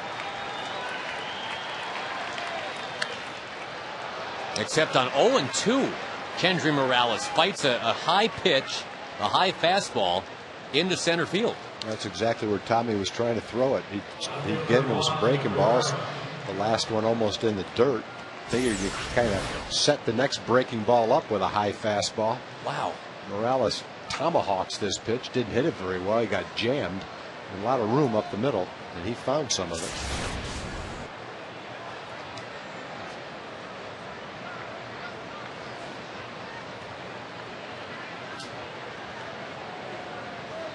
Juan Rivera 2 for 2.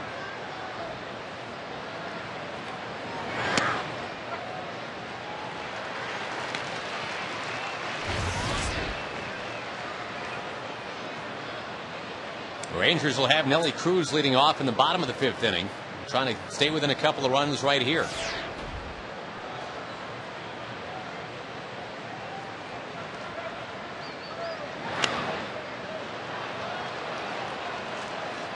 A second straight hitter that is 0-2. Actually, the third straight hitter. Torrey Hunter was polished off with that count. But Morales singled on 0-2.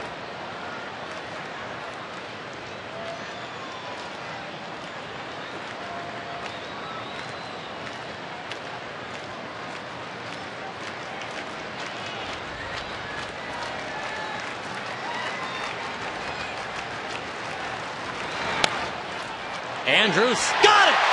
Diving play to end the inning. You saw Tommy Hunter shake off the Hall of Famer. Said, I'm going to throw this pitch instead. And Elvis Andrews made sure that that was a good decision.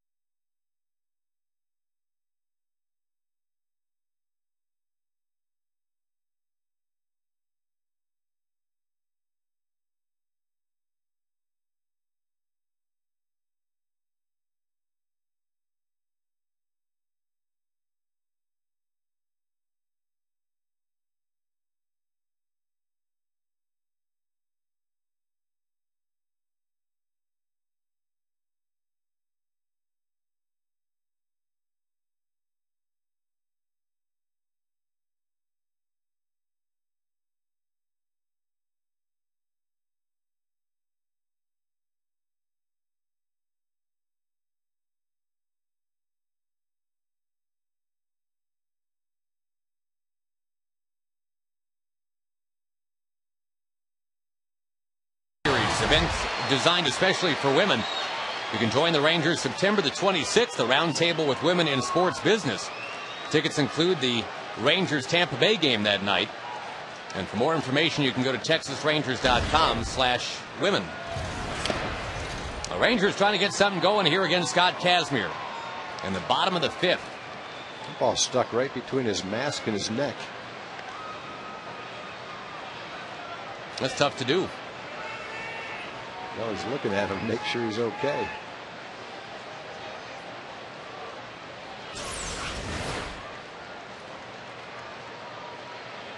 That ends up right in the chest protector. He didn't know where it was. The umpire had to get it. Ball on the strike to Nelson Cruz, and we're pulling out all the stops here, Tag. The Rangers needing runs. We go to Mark McLemore. Some guys wear a rally hat. We bring in a rally person. Rally Mac. Fellas, I don't know if I've been the rally person this year. One time you were against Toronto. One time. We need another one. We need another one of those nights right now. We don't need 7 out of you this time. We'll take 7. 2 would be great. Have you ever seen something like this, Mac? I mean, the Rangers franchise never has. You're talking about 1 run now over 41 innings. No, I've not seen anything like it. I think right now it's just a situation where you've got a lot of guys that are just trying too hard. They want to get it done. They want to try to get 2 hits in every at bat, make the perfect pitch, and I think they've just gotten away from what they've been doing all year long, which is just going out playing solid, consistent baseball all around. You think that's any different if, say, they're 1 game out as opposed to 4 or 5 or 6 games out? I mean, do they look at it maybe as, okay, it's more important now. We got to do this now. I think that's where we are right now. I think they're really thinking we've got to do it, we've got to do it.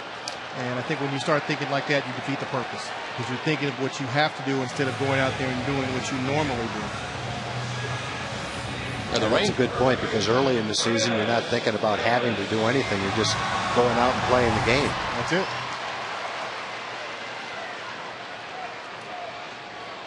Well, tonight, at the very least, the Rangers have been able to get some guys on base. And that was not a really easy thing to do the last game against Oakland. Busted bat. And at shortstop, there's Eric Ibar. He's going to skip a throw. It's going to get away. The Rangers get another base runner on a busted bat from Davis. Oh, he's just too deep to make the play.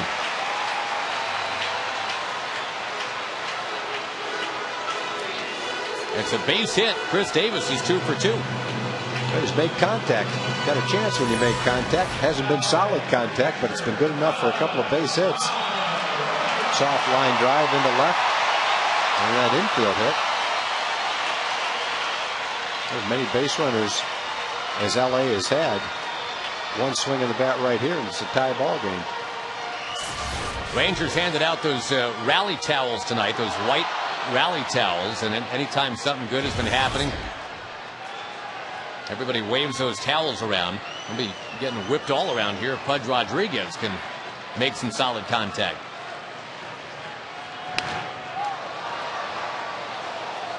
Tough at bat for Pudge back in the second. You felt bad for him. He had the 5 2-strike fouls to stay alive. And then he hit into the double play.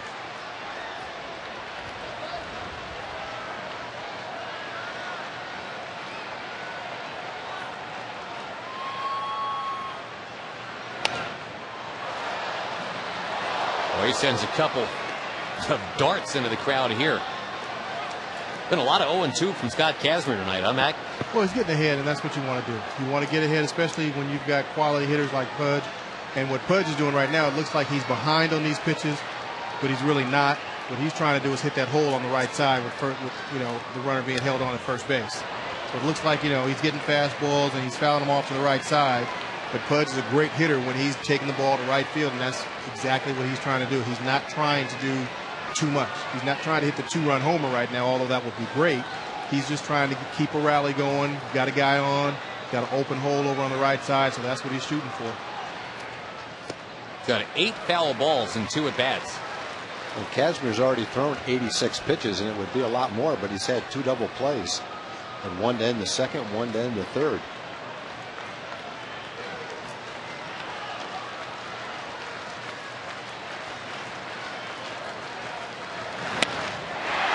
The opposite field contact. Davis makes the turnaround second, goes to third. Runners at the corners, one down.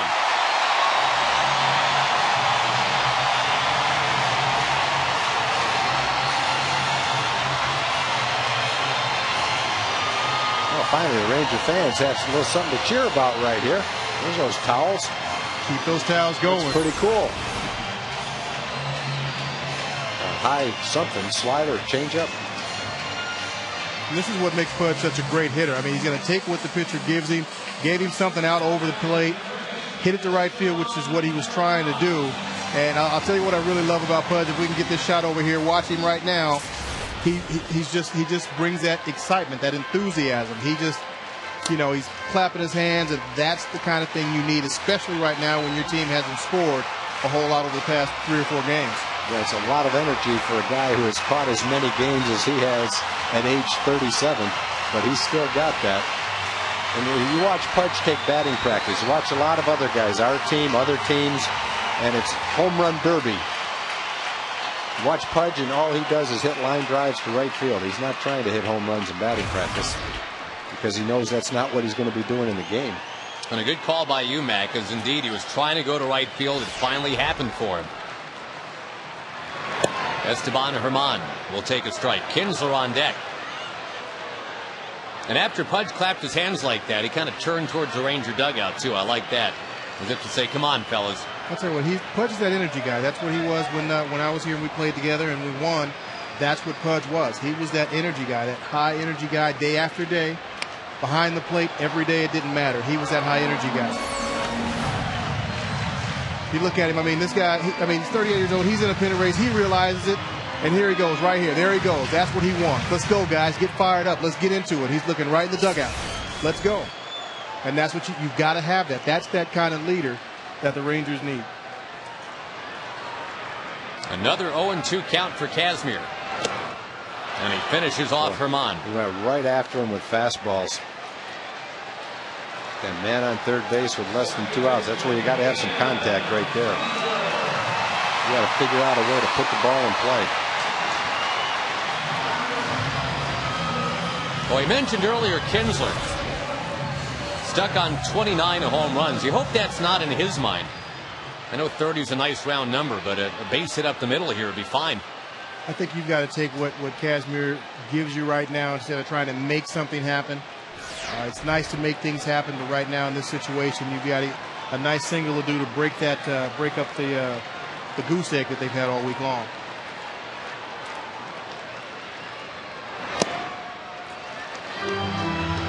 Yep, save for a David Murphy home run off Edgar Gonzalez. The Rangers have been scoreless for 42 innings.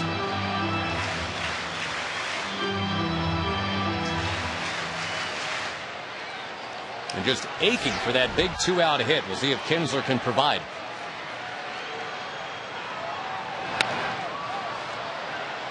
No, I think right now, especially this week, I think we really see what not having Michael Young and Josh Hamilton in the lineup really does to the Rangers. And those are two big pieces to this offense that are just not there right now.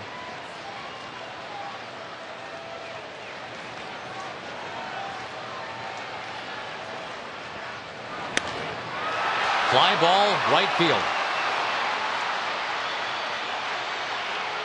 2 more. Rangers are stranded. Mac, you did your best. Appreciate it. I know you did. All right. Thanks, buddy. You got it. Good to see you. Thanks, Mac. Rangers trail the Angels 2-0 at the end of 5.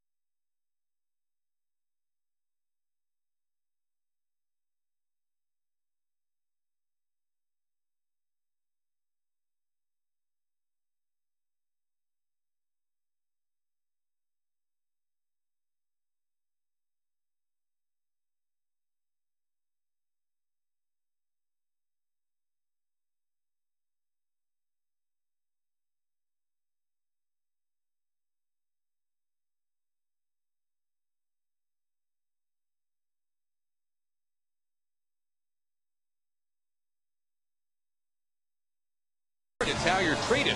For more information, visit AmicatTexas.com. Rangers trailing 2-0, and Neftali Feliz will get the call now after Tommy Hunter went 5 innings. He struck out 5, but he walked 4. And the pitch count was up there to the point where the Rangers feel it's time to make a move. And Feliz, with that 1.46 ERA, the opponent's batting average of 119, it's been a lot of fun to watch him develop here at the big league level, the flamethrower. And debuting at 21 years old, that's worked well for one notable Ranger. Nolan Ryan was actually in the big leagues at 19. Was a major league regular by the age of 21. And with the heat coming off of that fastball, a lot of eyebrows were raised when he first got here. I'm sure Nolan Ryan appreciated that. But as we've talked about, Tag, more than anything, it's not just the heat. It's those secondary pitches that have made him so tough.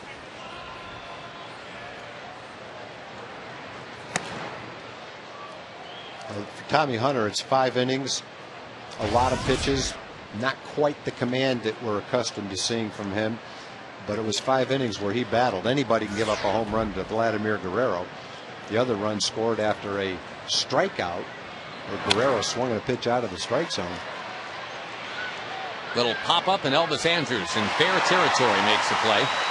Well, it was an outing where Tommy kept the team in the game, only gave up 2 runs, and the way Tommy battles, the assortment of pitches he has, he's going to be a good pitcher for a long time for the Rangers. He can pitch on my team any day. Love the way he goes about his job. Of course, I don't have a team, but if I ever owned a team, I'd like to have him on my team. Someday, Tag. I'd pitch on my fantasy team. I don't have one of those yet either, but I'm thinking about it. How's it going for you in football? Not too good. I'm 0-1. But if I ever get a fantasy baseball team, I'm going to hire Kobe Lewin to be my GM. Well, he's undefeated. He's pretty good. He's camera shy. I know. Just like Dad.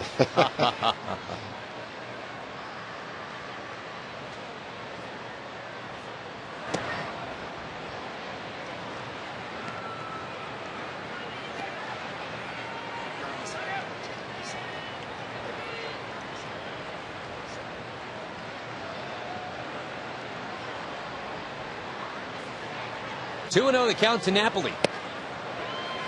94 miles an hour right on the corner. We're seeing a lot less of the 99s, 100s, and 101s from Neftali, but I think the first couple of times out, there was a lot of adrenaline flowing through Neftali. And I think he'll show that same velocity at various times again, too. A fairly consistent 94 right now. He'll probably be a Ranger long enough and be successful enough that there's going to be an entire generation of little leaguers that are going to lick their lips as they get ready to pitch. As long as they're licking their lips and not putting that snuff between their cheek and gum. That one at 96, but it missed.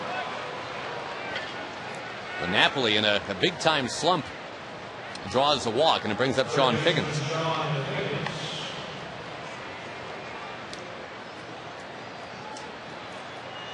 Now, this guy's going to be on the free agent market, Tag, and I would think that he is going to command a pretty hefty price.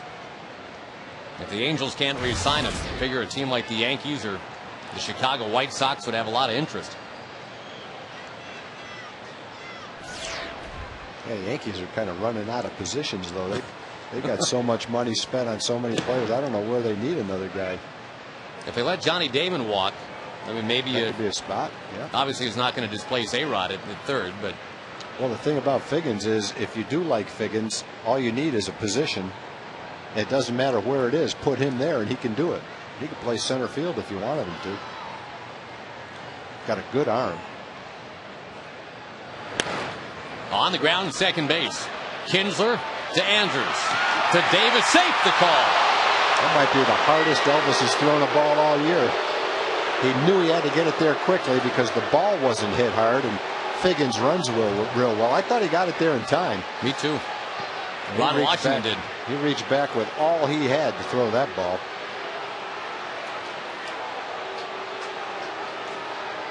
Rob Drake, the first base umpire.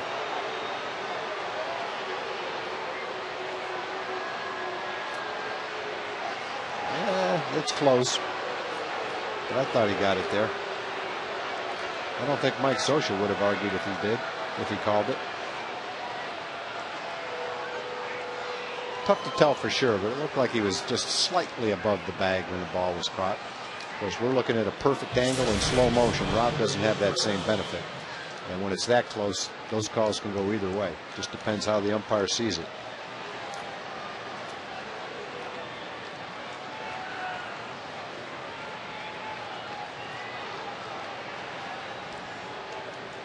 Now the batter, Maicer Izturis.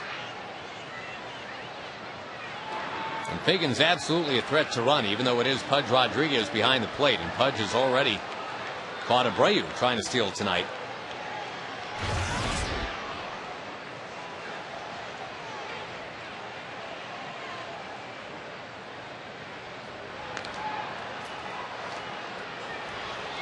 Red Sox won their game against the Orioles 3-1. Clay Buchholz is the winning pitcher, and Papelbon knocks down save number 37.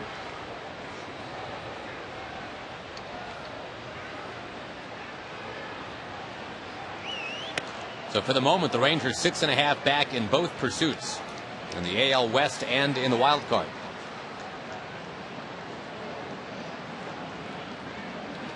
Twins still lead the Tigers 3-0 in the 7th inning. The Tigers have not locked anything up yet in the Central. Not even close the way they're playing right now.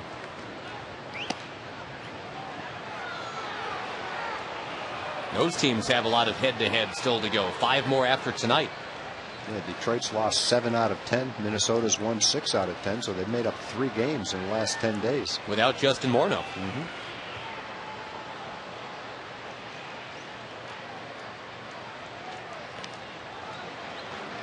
Felice so far has thrown only 3 strikes in 11 pitches.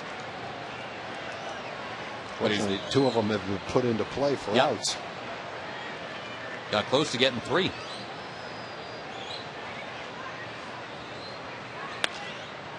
Fly ball right field. And Nelson Cruz will handle it.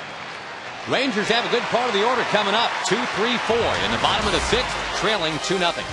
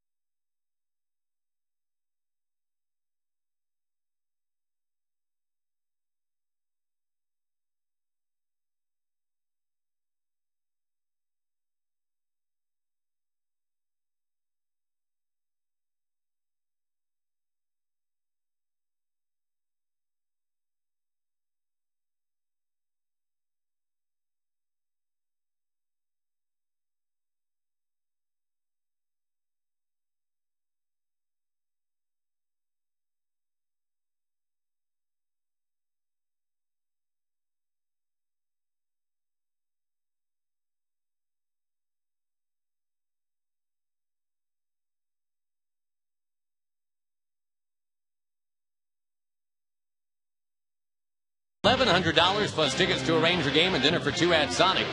Good luck to Pat O'Donnell of Irving. If a Ranger hits a grand slam this inning, we're giving away $25,000. You can register at any North Texas Sonic restaurant. Now the Rangers have hit low ebb offensively. Need to get it cranked up here against Scott Kazmir in the 6th. Kazmir threw a career-high 118 pitches last time out. And if he goes 6 innings tonight, He'll probably end up pretty close to that tag. He's at 95 right now.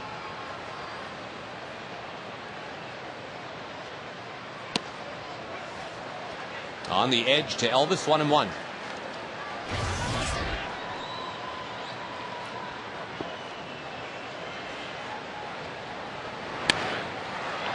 In the air right field, been a lot of that tonight.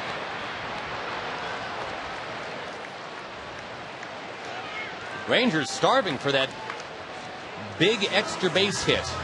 Haven't had a single extra base hit since the 5th inning of the game on Tuesday. Haven't had a hit with men in scoring position, something like 25 at bats. 4.5 games.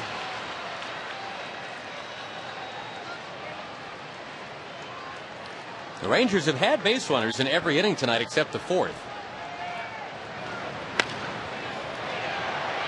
Murphy, who's accounted for that only Ranger extra base hit of value the last few days, the home run.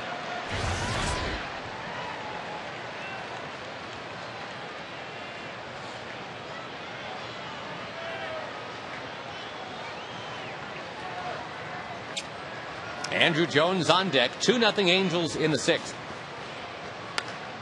Murphy, a one-hopper grabbed by Ibar. He got him. David's hit the ball hard twice today. That one, obviously, and then the first time up, he lined a base hit to right field.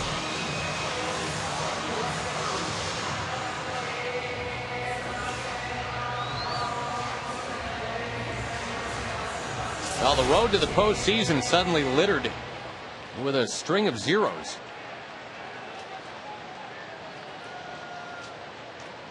Rangers held off the board again tonight so far. Andrew Jones can change that quickly. Got 17 home runs this year.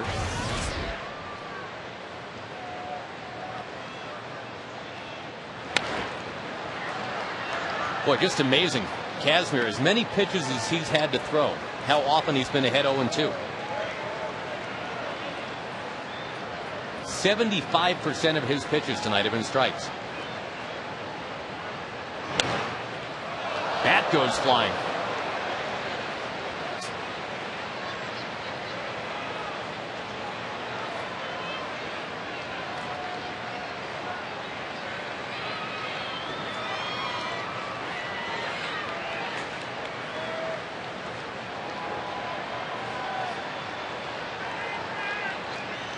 Angels scoring in the 1st and the 3rd for their 2 runs tonight.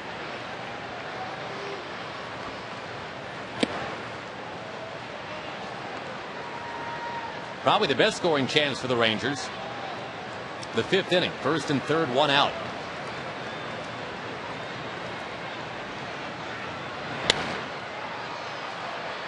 In the air to center, and again, just a lot of cans of corn tonight, induced by Scott Kazmir. Well, he needed a can of corn with that 1-1 and 3rd, 1 out situation. Yep. 2-0 Angels at the end of 6.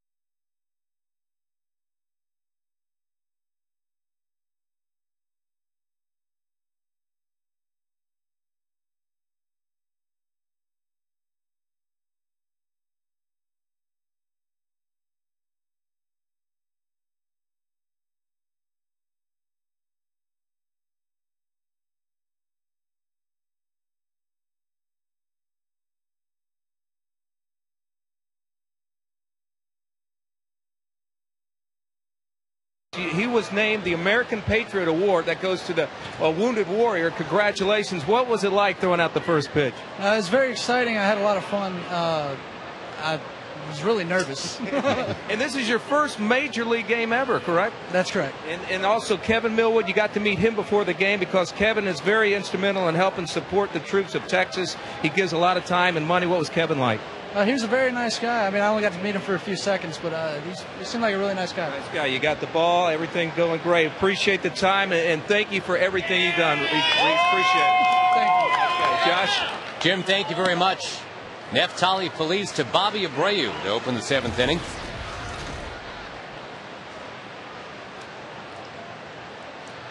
The hitting woes continue, but the Rangers pitching has kept him in it tonight. Neftali Feliz on for a 2nd inning of work after Tommy Hunter went 5.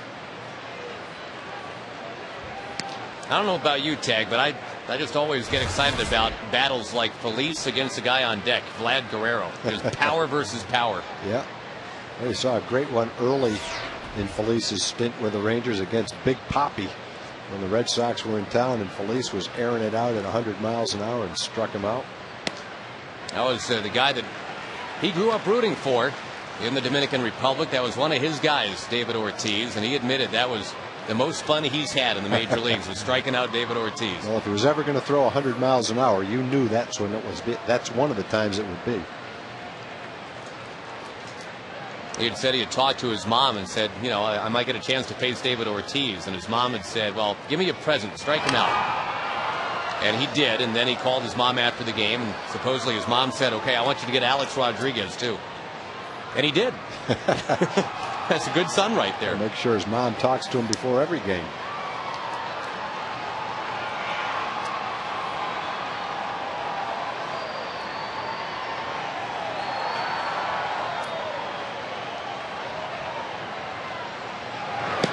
I would think, too, and I have no firsthand knowledge of this, but if indeed you're 21 years old and you've grown up in the Dominican Republic, you've also got a lot of admiration for Vlad Guerrero.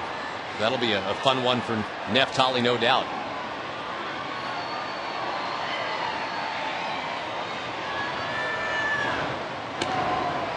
Trying to sneak it onto the outside corner, and he missed.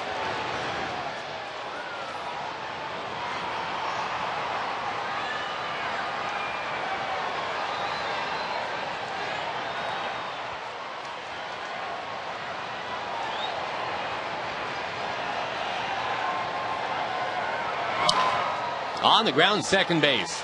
Feliz wins out against Abreu, and now he will stare down big bad Vlad.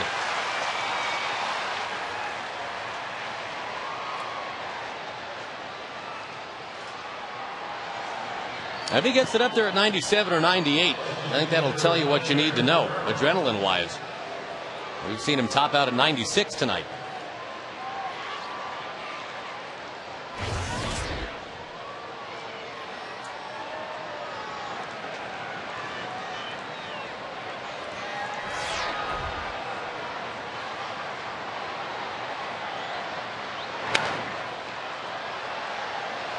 Fouled away at 0-1. That guy had that ball zeroed in all the way. He had his hands up, and it went right straight where he had his hands. Barehanded. Nice play out there.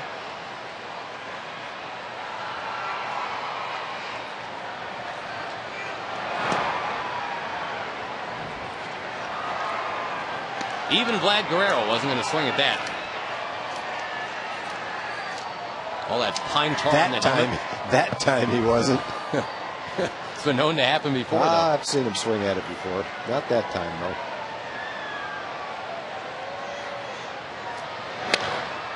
Past Feliz and on into center field.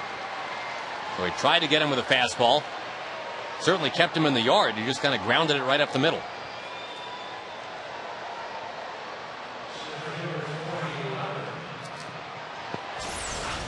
And with the shift on, nothing Kinsler could do.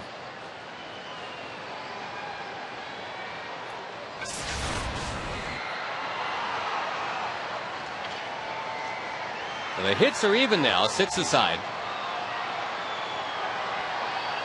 11 of the 12 hits in this game have been singles. Vlad Guerrero had the home run off of Hunter in the third.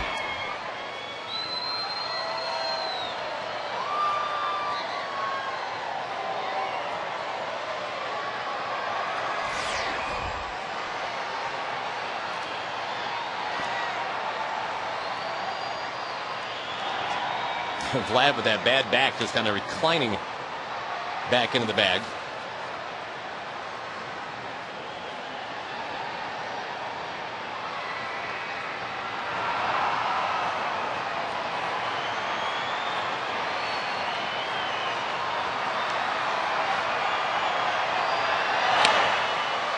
Hunter smacks it out of play.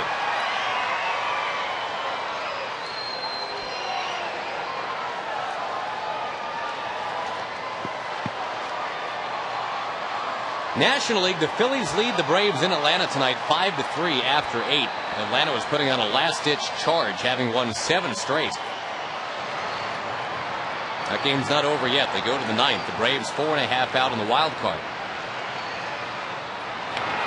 Check swing. And a foul by Hunter. What do you figure in that National League wild card tag? The Rockies to hold on. They're up 3 in the loss column. With not much time to go, I'd say that's the safe bet, but as they've proven in the past, you never know. It's whoever gets hot. But I kind of like their chances. The Braves have been pretty hot, though. They're playing some pretty good baseball. They've won 8 out of 10. Rip and a miss. Torrey Hunter down on strikes.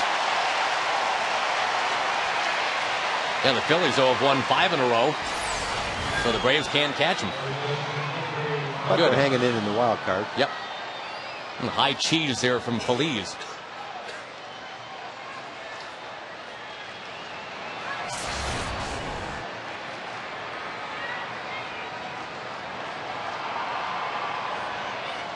Now, you'd have to figure that Scott Kazmir, if he's not done now, is real close.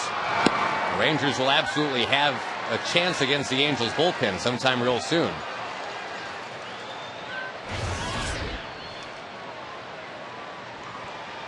.103 pitches for Kazmir through 6 after he went 118 pitches last time.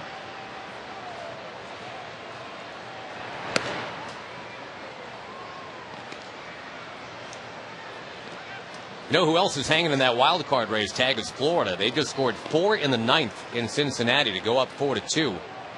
The Reds now have scored in the bottom of the 9th inning. It's 4-3. They're trying to finish it off.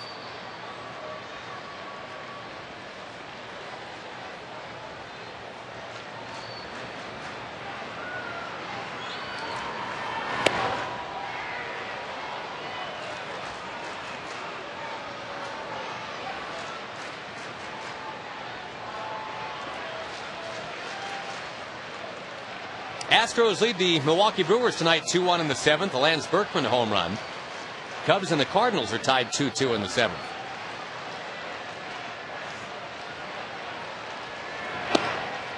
The Cardinals have been a runaway in that National League Central. They're up 9 on the Cubs.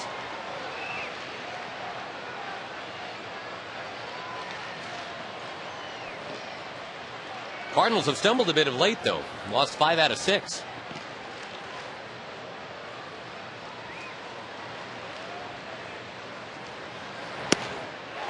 Big rip. 3-2 to Kendry Morales. Morales got a base hit on that pitch last time up. That's right.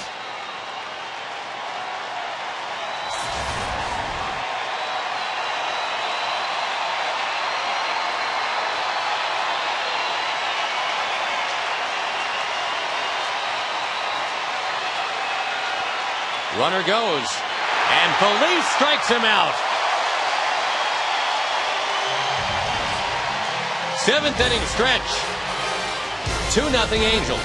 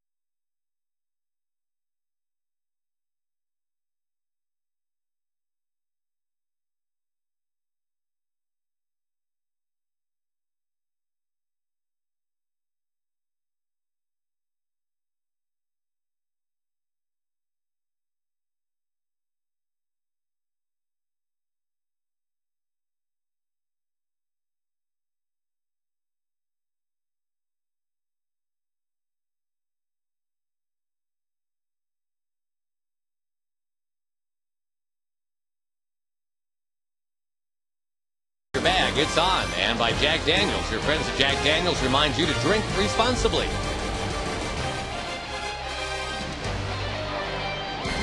Torrey Hunter and Vlad Guerrero with a bloop and a blast respectively have the Angels on the board. The Rangers do have a couple of hits with men on base, but none with runners in scoring position. And that's been going on for 4.5 games now. A staggering turn of events here this week at home. As the weather has cooled, so have the bats.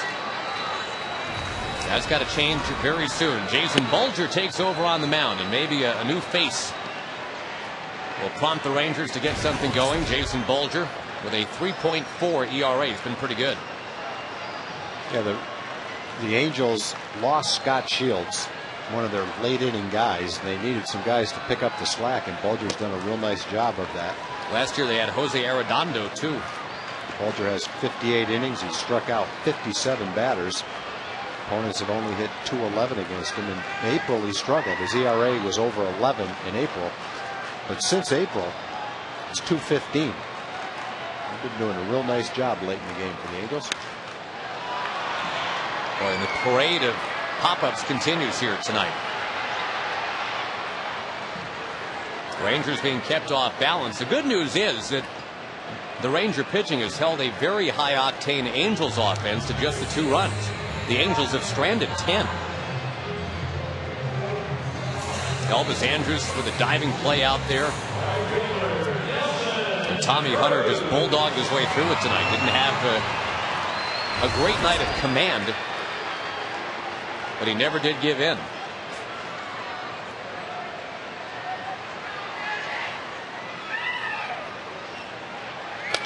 Cruz with a bouncing ball to third. Uncanny and unfathomable how things have just dried up offensively. The Rangers, again, the pitching's held them close.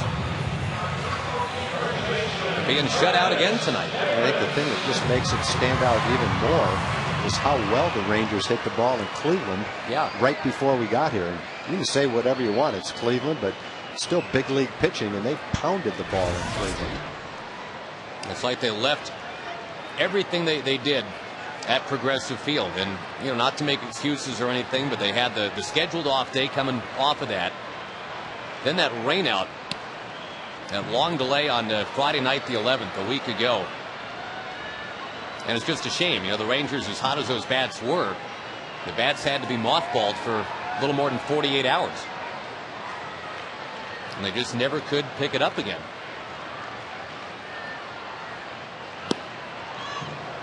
Couple of strikes to Davis.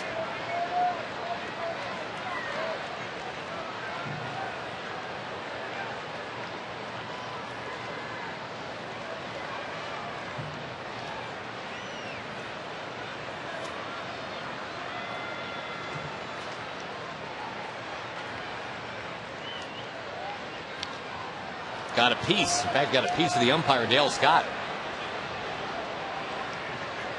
Mike Napoli earned some brownie points checking on him.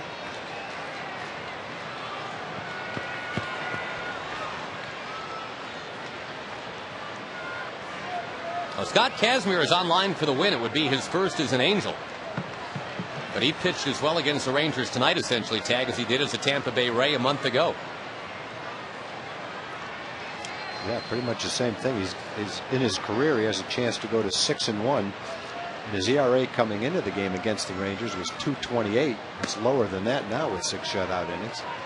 Well, he has always enjoyed pitching against the Rangers.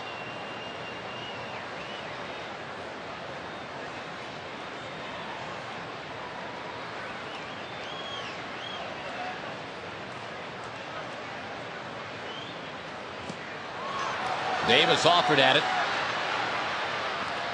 And Bulger, that fresh face, just kind of picks up where Kazmir left off. End of 7. Angels by 2.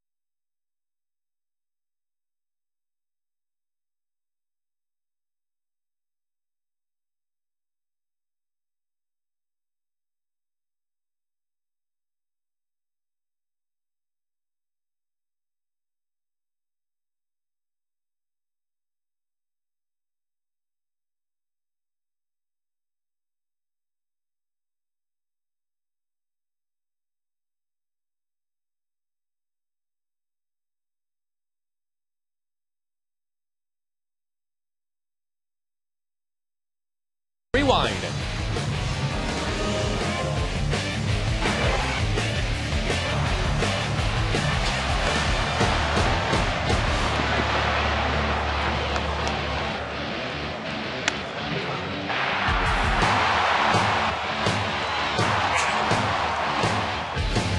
AT&T, the nation's fastest 3G network. AT&T is your world delivered. C.J. Wilson takes over. So the Rangers still unable to get the bats going. But Hunter and Felice, two youngsters, have combined to pretty much shut down the Angels tonight. Only 2 runs so far. Here are the numbers on C.J. Pretty good numbers. 75 strikeouts in 65 innings. C.J. grew up not too far from where the Angels play ball in Southern California. Right by the beach.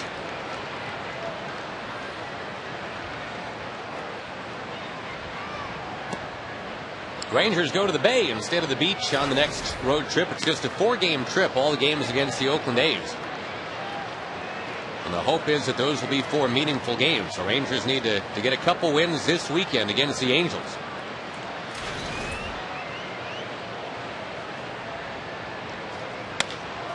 Chop ball left side. Esteban Herman sets the feet and throws out Rivera.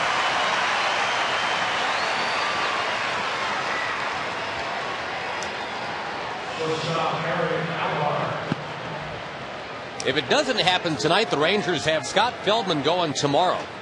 The 16-game winner. Problem is he's matched up against a 15-game winner. Jared Weaver is having a career year for the Angels. But you'd have to say Feldman gives the Rangers a great shot to stay close tomorrow. Busted bat and a foul ball from Ibar.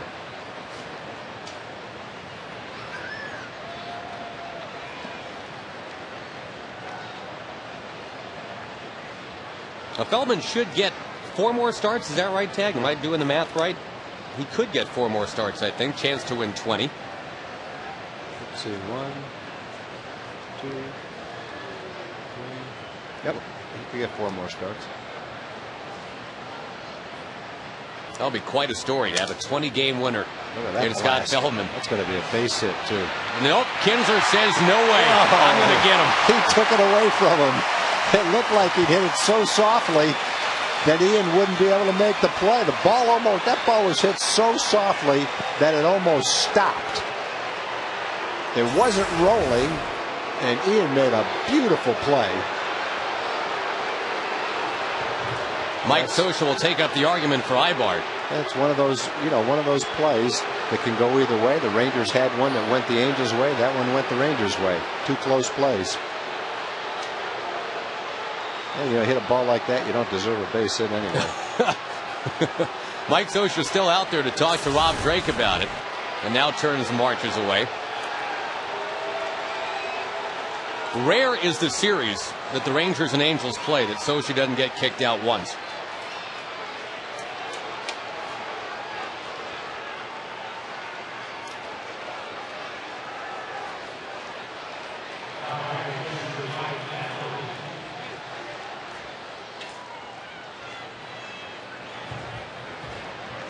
Mike Napoli will be the batter now. The game tomorrow, by the way, 6:05. Moved back from the original 7:05 start time. Ballpark gates open at 2:30 tomorrow. Remember, there's that concert on the North Lawn before the game. Mercy Me plays at 4 o'clock. 1 ticket serves all. You can go to the concert and the Rangers game tomorrow night.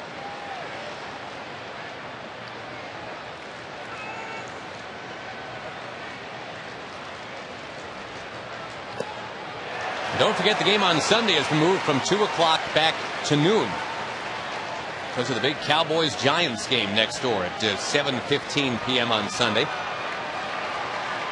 Parking lots for the Rangers game open at 9 a.m. on Sunday.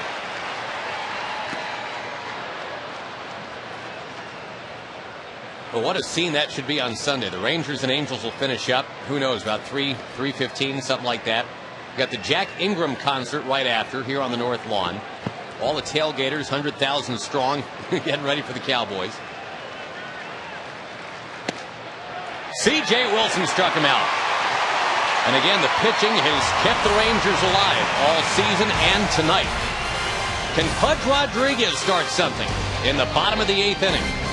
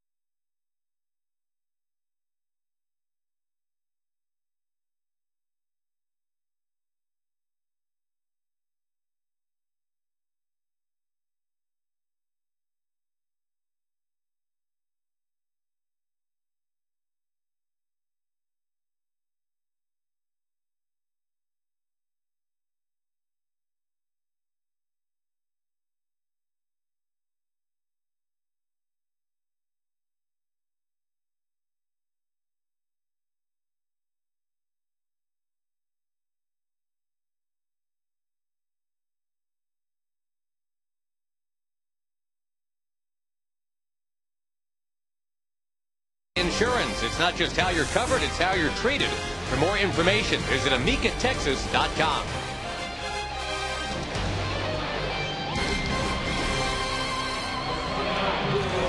Well, we had gone to break talking about Pudge Rodriguez about to bat. The Rangers, though, looking to get something going in a little different way. Julio Bourbon will come up instead of Pudge.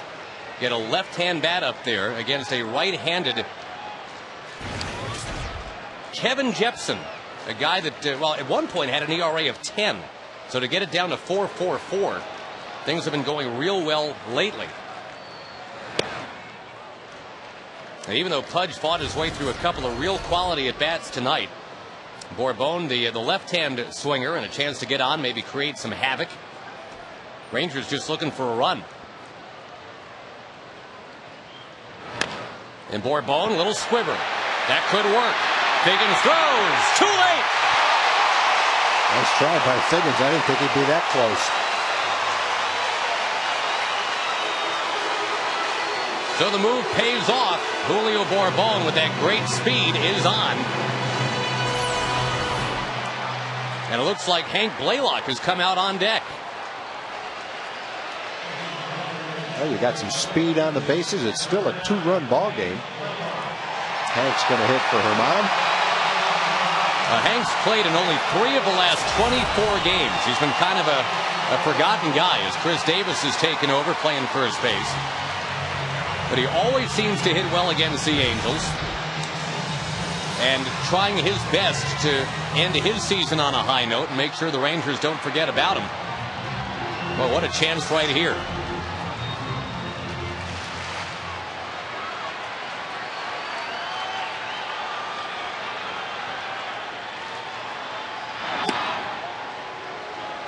Got a couple of power hitters up with Blaylock and then Kinsler. And again, the Rangers with the great pitching tonight to keep it at 2-0. They've given Blaylock and then maybe Kinsler the chance to tie it up.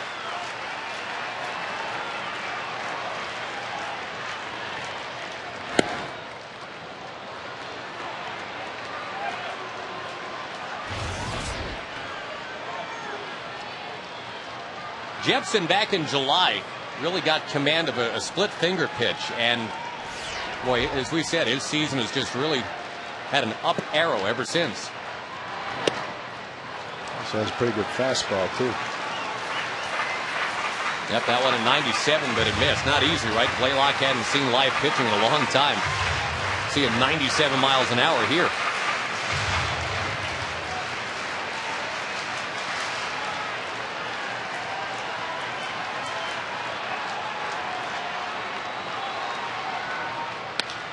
To left field, pursued by Rivera. He's got it. Rivera's not known as a glove man out there. That's the Red Sox. Somehow he reached down and caught that ball. Remember in Boston just a couple days ago, boy, he took a lot of heat. He let one drop right in front of him with the game on the line. Not this time. He did it the right way. He just stuck out his glove and made the catch, though.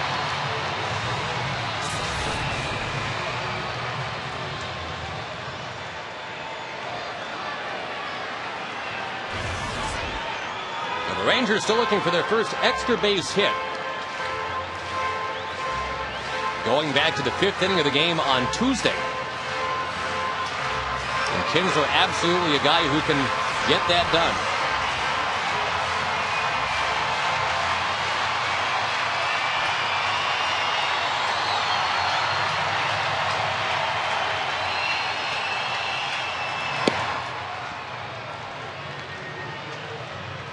Kinsler's hit the ball in the air all 3 times tonight. But he has flied to center once and to right twice.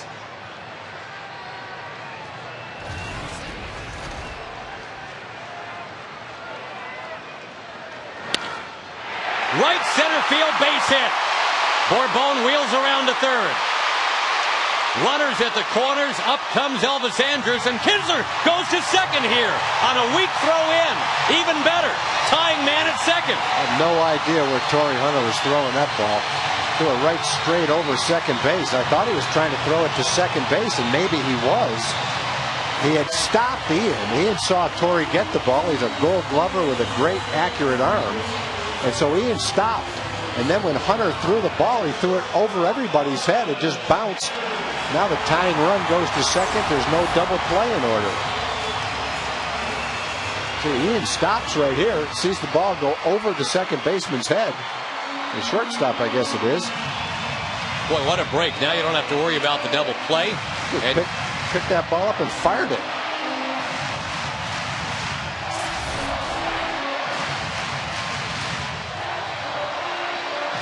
Well, the Rangers, who have just been dying for a hit with runners in scoring position, have 2 runners in scoring position here. And whatever you want to call it, a little bloop, a little bleeder, a little flurp. A flurp? A flurp. You pick the name. I'll take a flurp. It doesn't matter. Just find a way to get it done.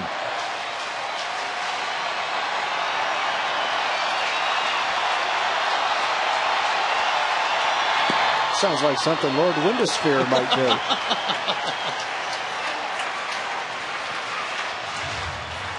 Did Torrey Hunter get an error on that one? Well, you know, Ian had stopped going to second base, so I guess they gave it an error because it allowed Ian to go to second base. And that's huge. That's the first error for Torrey Hunter in more than 2 years, Tag. August of 2007 is his last error, 265 games ago. I'm not sure if he just rushed his throw to second and was high. Not sure exactly what he was doing with that throw, but I don't think I've ever seen him do that before. Figgins, using every inch of 5'6", retires Elvis Andrus. And leaves it to David Murphy. That's the second time the Rangers have had a man on third and 1 out. Herman struck out earlier in the game. Now Elvis grounds to third.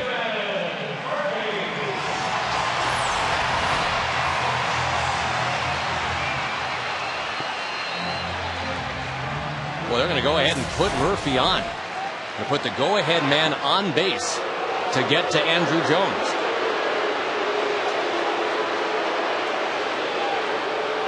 And yes, you get to go righty-righty here.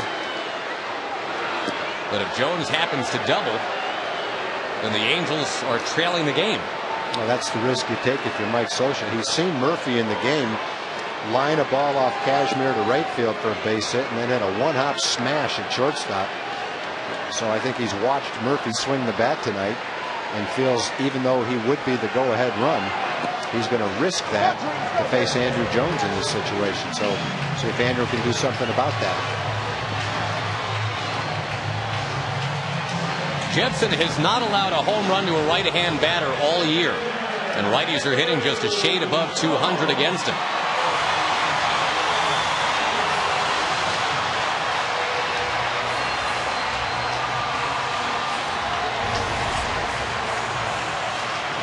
But Andrew Jones is a guy that had a 3-homer game against the Angels a couple of months ago.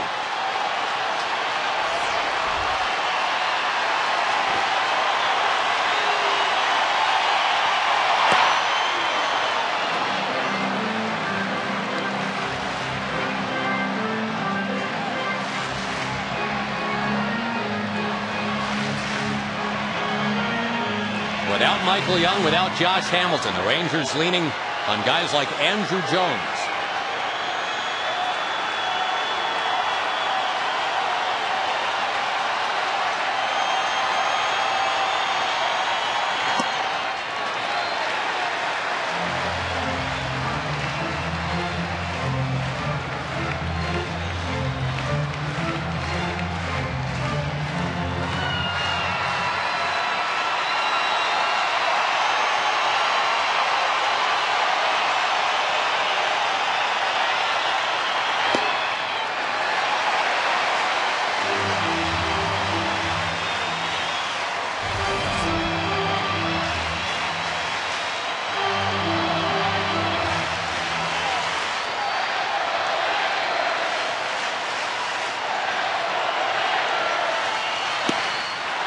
Big cut. Tag, it's been 38 innings since the Rangers have had a hit with a runner in scoring position. If they can get this right now from Andrew Jones, they are right in this thing with the Angels tonight. Marlon Byrd looms on deck.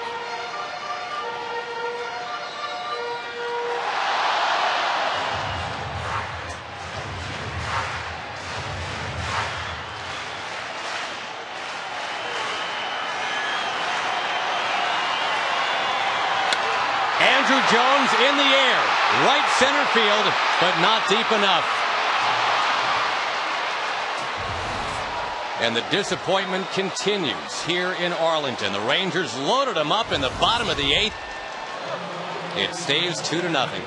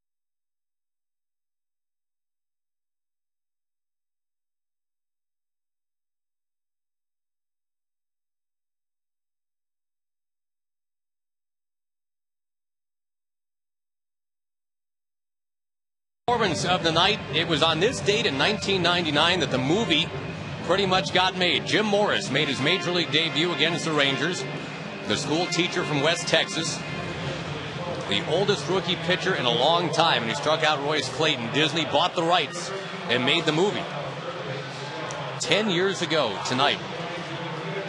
Wow, the Rangers almost got it done in the bottom of the 8th inning. But the frustration continues to mount. Talking about 1 run now in the last 44 innings. And the bases loaded. And Andrew Jones got into one, but it died shy of the track. Frank Francisco takes over now in the 9th. Other defensive changes to tell you about.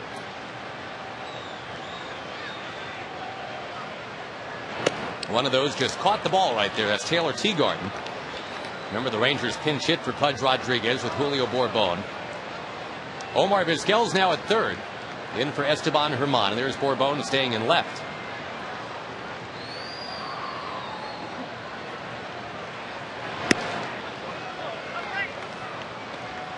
Boy, a big play in that inning. A disappointing play, I guess, in that inning. Tag was Juan Rivera running down that baseball chipped towards the left field corner by Blaylock, the pinch hitter. That ball drops. Boy, you're in business. Yeah. Rangers unable to capitalize on Torrey Hunter's first error in more than 2 years.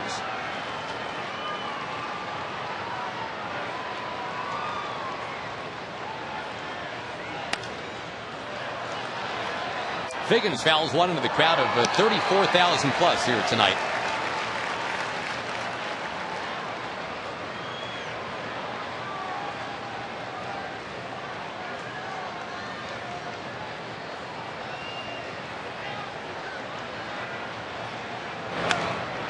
Another one fouled back.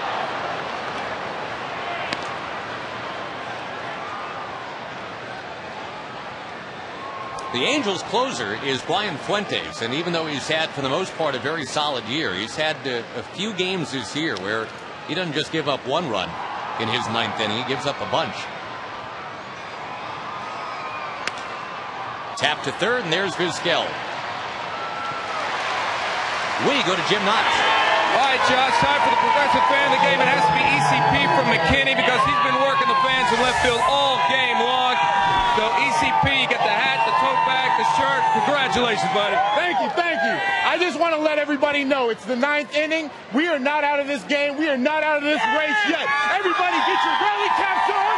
Get your rally flags ready. Let's go, Right here. We need that guy, like cloned. Let's go, Rangers! Let's go, Rangers! Let's go, Rangers! Let's go, Rangers! Well, the fans have absolutely not given up hope. And even if it doesn't work out tonight, Tag, I mean, that's the thing. You've got 2 games left against the Angels this weekend. You got Feldman on the mound tomorrow. But boy, there would be nothing more psychologically uplifting than to stick 3 on the board in the bottom of the 9th tonight. Hunter, Felice, Wilson, and Frank Francisco have kept a very potent Angels team down to a very quiet night. Yeah, since Guerrero's home run, they've only had 3 singles. Well, I think if you feel like 6 runs and 2 hits is all the Angels are going to get, you feel pretty good about your chances. Angels the 2nd highest scoring team in the league behind the Yankees.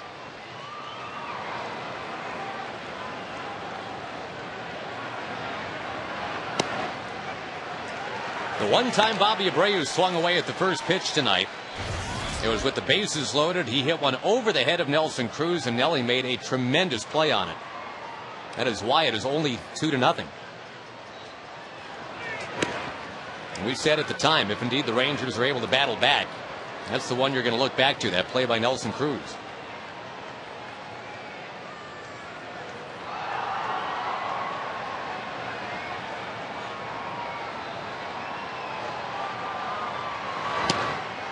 Abreu was only able to get a 1-year contract for $5 million. And when the season's over, he's probably going to knock in 100 runs again. He's got a chance to walk 100 times. He'll steal 30 bases, and his on-base percentage has a chance to be 40% or more. All those numbers are things he's basically been doing his whole career. And still doing them now, and I guess a lot of people didn't think that he could. Not quite the same in the outfield as he was when he was younger, but still an offensive force, boy. Well, he's going to end up with another 100 RBI season. That'll be 7 years in a row. Only Albert Pujols has done that.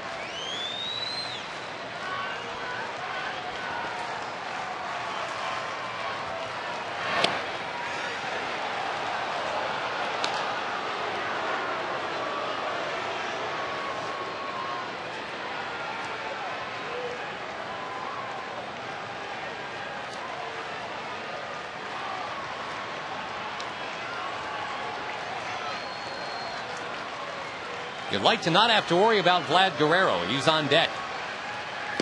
Don't have to worry about Vlad Guerrero. Frankie Francisco keeps it 2-0. Marlon Byrd up to the plate in the bottom of the ninth. Nelson Cruz and Chris Davis to follow.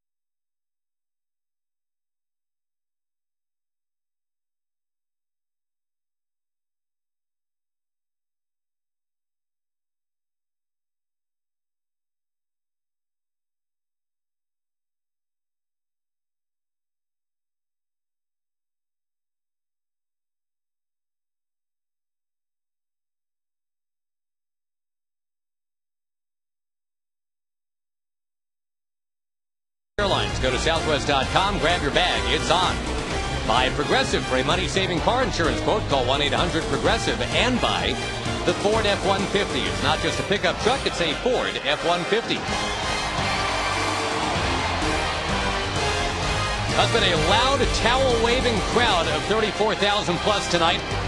Rally caps are firmly in place. The Rangers, who have been offensively challenged ever since going crazy in Cleveland, scoring 31 runs in 3 games. 3 games that were played over basically a day and a half's worth of time. Well, they've come home. They've hit a rut. But now they get a chance to hit Brian Fuentes, maybe get out of here with a win. It's 2-0, bottom 9. Pretty high ERA for a closer right there, 4.35. Yeah, he's not a dominating kind of closer. He's a finesse closer, but he gets the job done. He has blown 7 saves, though. Facing a lot of right-hand hitters. And this little lefty, former Colorado Rocky, kind of short arms it to the plate. That very strange delivery. Looks like, I'm sure he's had a bad arm at some point in time, but the deception, I'm sure, works in his favor. Well, he hides the ball so effectively, keeping that arm so close to his side. Last year, he struck out almost 12 batters per 9 innings. He had a better ratio than Rivera, Papelbon, even the man he's replacing, that's K-Rod, who performed historically well for the Angels last year.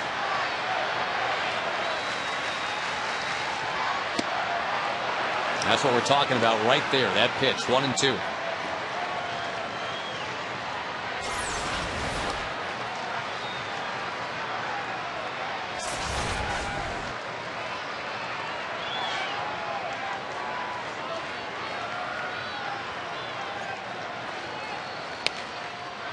Remember back when Scott Kazmir was on the mound, the Rangers, the first time through the order, hammered away 15 two-strike fouls.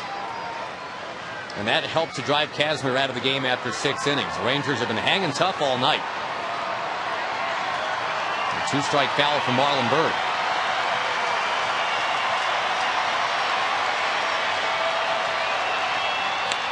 And he'll do it again. Said it before, I'll say it again. It's kind of emblematic of the Rangers' fight this season. Tonight in kind of a microcosm, just the ability to hang in there, stay alive.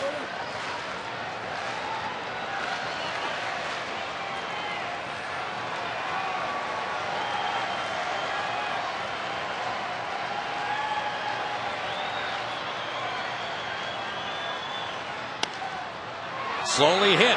Figgins will charge. Got him.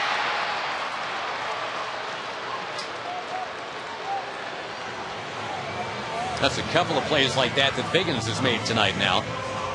Nelly Cruz will come up next. Figgins makes all the plays no matter where you play him. He's settled in at third base now because that's where the Angels need him. He could settle in at pretty much anywhere on the field. Probably not first base. He's not really tall enough to play first base. But he'd play anywhere in the outfield too. A very interesting decision coming up for the Angels, whether or not to back up a Brinks truck to sign him again or let him go away as a free agent. I don't know about you. I wouldn't mind not having to play 19 games a year against Sean Figgins. Yeah, he's a good player. No doubt about it. Does a lot of things well. On the scoreboard tag, the Twins shut out the Tigers tonight. 3-0. So they are within 3 in the loss column now in the AL Central. Well, I'd like to see what Brian Dunsing's last 5 games look like. He had the 7 shutout innings against the Rangers. He had a number of shutout innings tonight, and in between he's had 2 or 3 other really good starts. They might have found a pretty good gem right there. And that run all started against the Rangers, right, in Minneapolis. He was kind of pitching in relief most of the time. Got the start against the Rangers and made a lot of good pitches in that game too. It wasn't that the Rangers pounded the ball and couldn't get a hit to fall in. He was making really good pitches with solid stuff too. So while the Twins are hanging in there, boy, wouldn't you like to be a fly on the wall in the White Sox locker room tonight and hear what Ozzy's got to say? The Royals beat the White Sox in Chicago 11-0 tonight. Wow.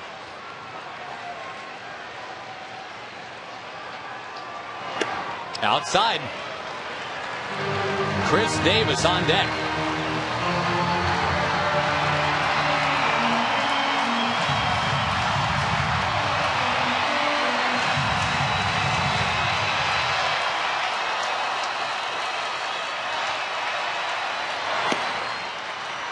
Three and two.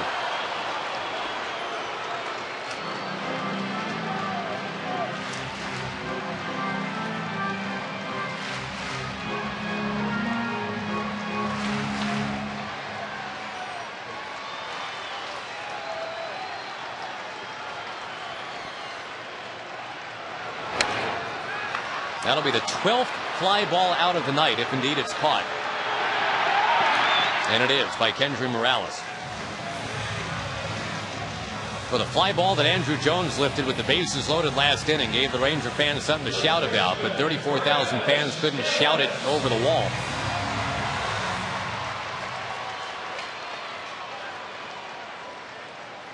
And this unprecedented power outage for the Rangers. It's never happened in the history of the franchise to go this long with only 1 run scored. Chris Davis is the last chance to keep it going tonight.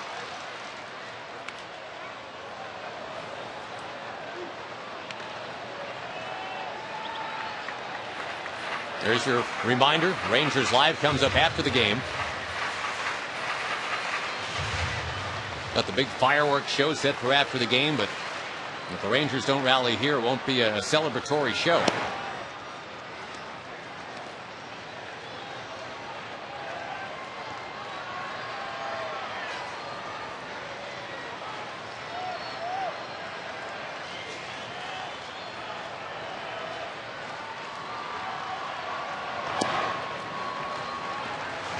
Bourbone's on deck.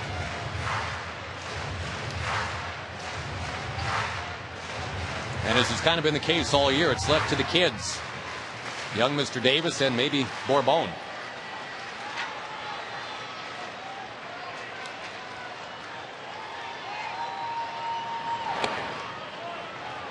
There's another 3-1 count.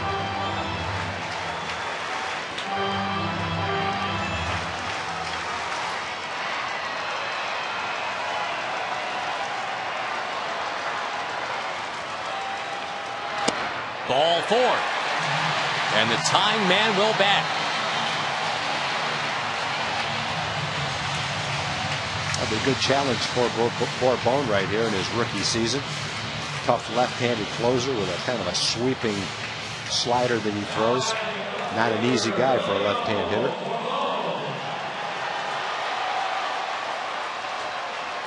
The one guy who's had a little bit of success against Fuentes in the past is Omar Vizquel. 4 for 10 with a couple of doubles and a couple of walks. This will be the first time Bourbon faces Fuentes. It is Vizquel now on deck.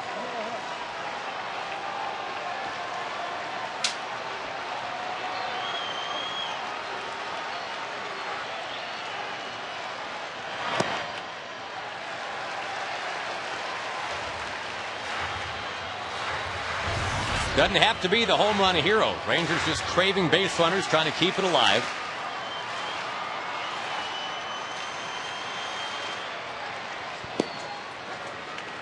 Taken for a strike, 1-1.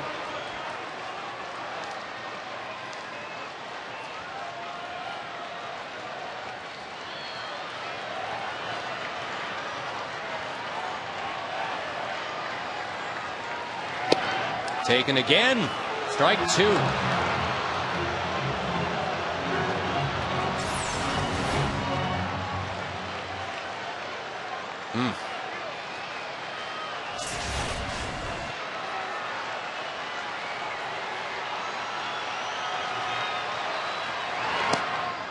ahead and lay off that tough slurve. Tempting, definitely out of the strike zone. After taking a couple of strikes, it's not that easy to not swing at the third one. That's what Fuentes was counting on, him swinging at a bad pitch. He takes, and the count runs full.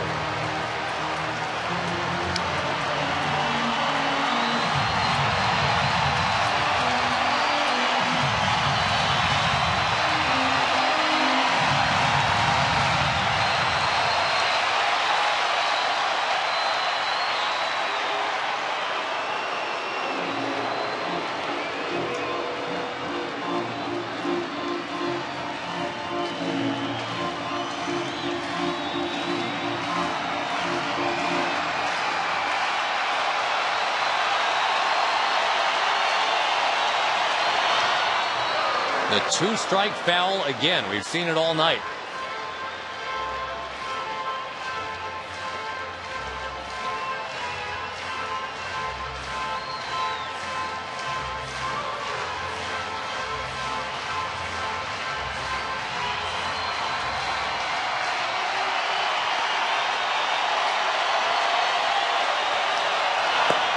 He got him.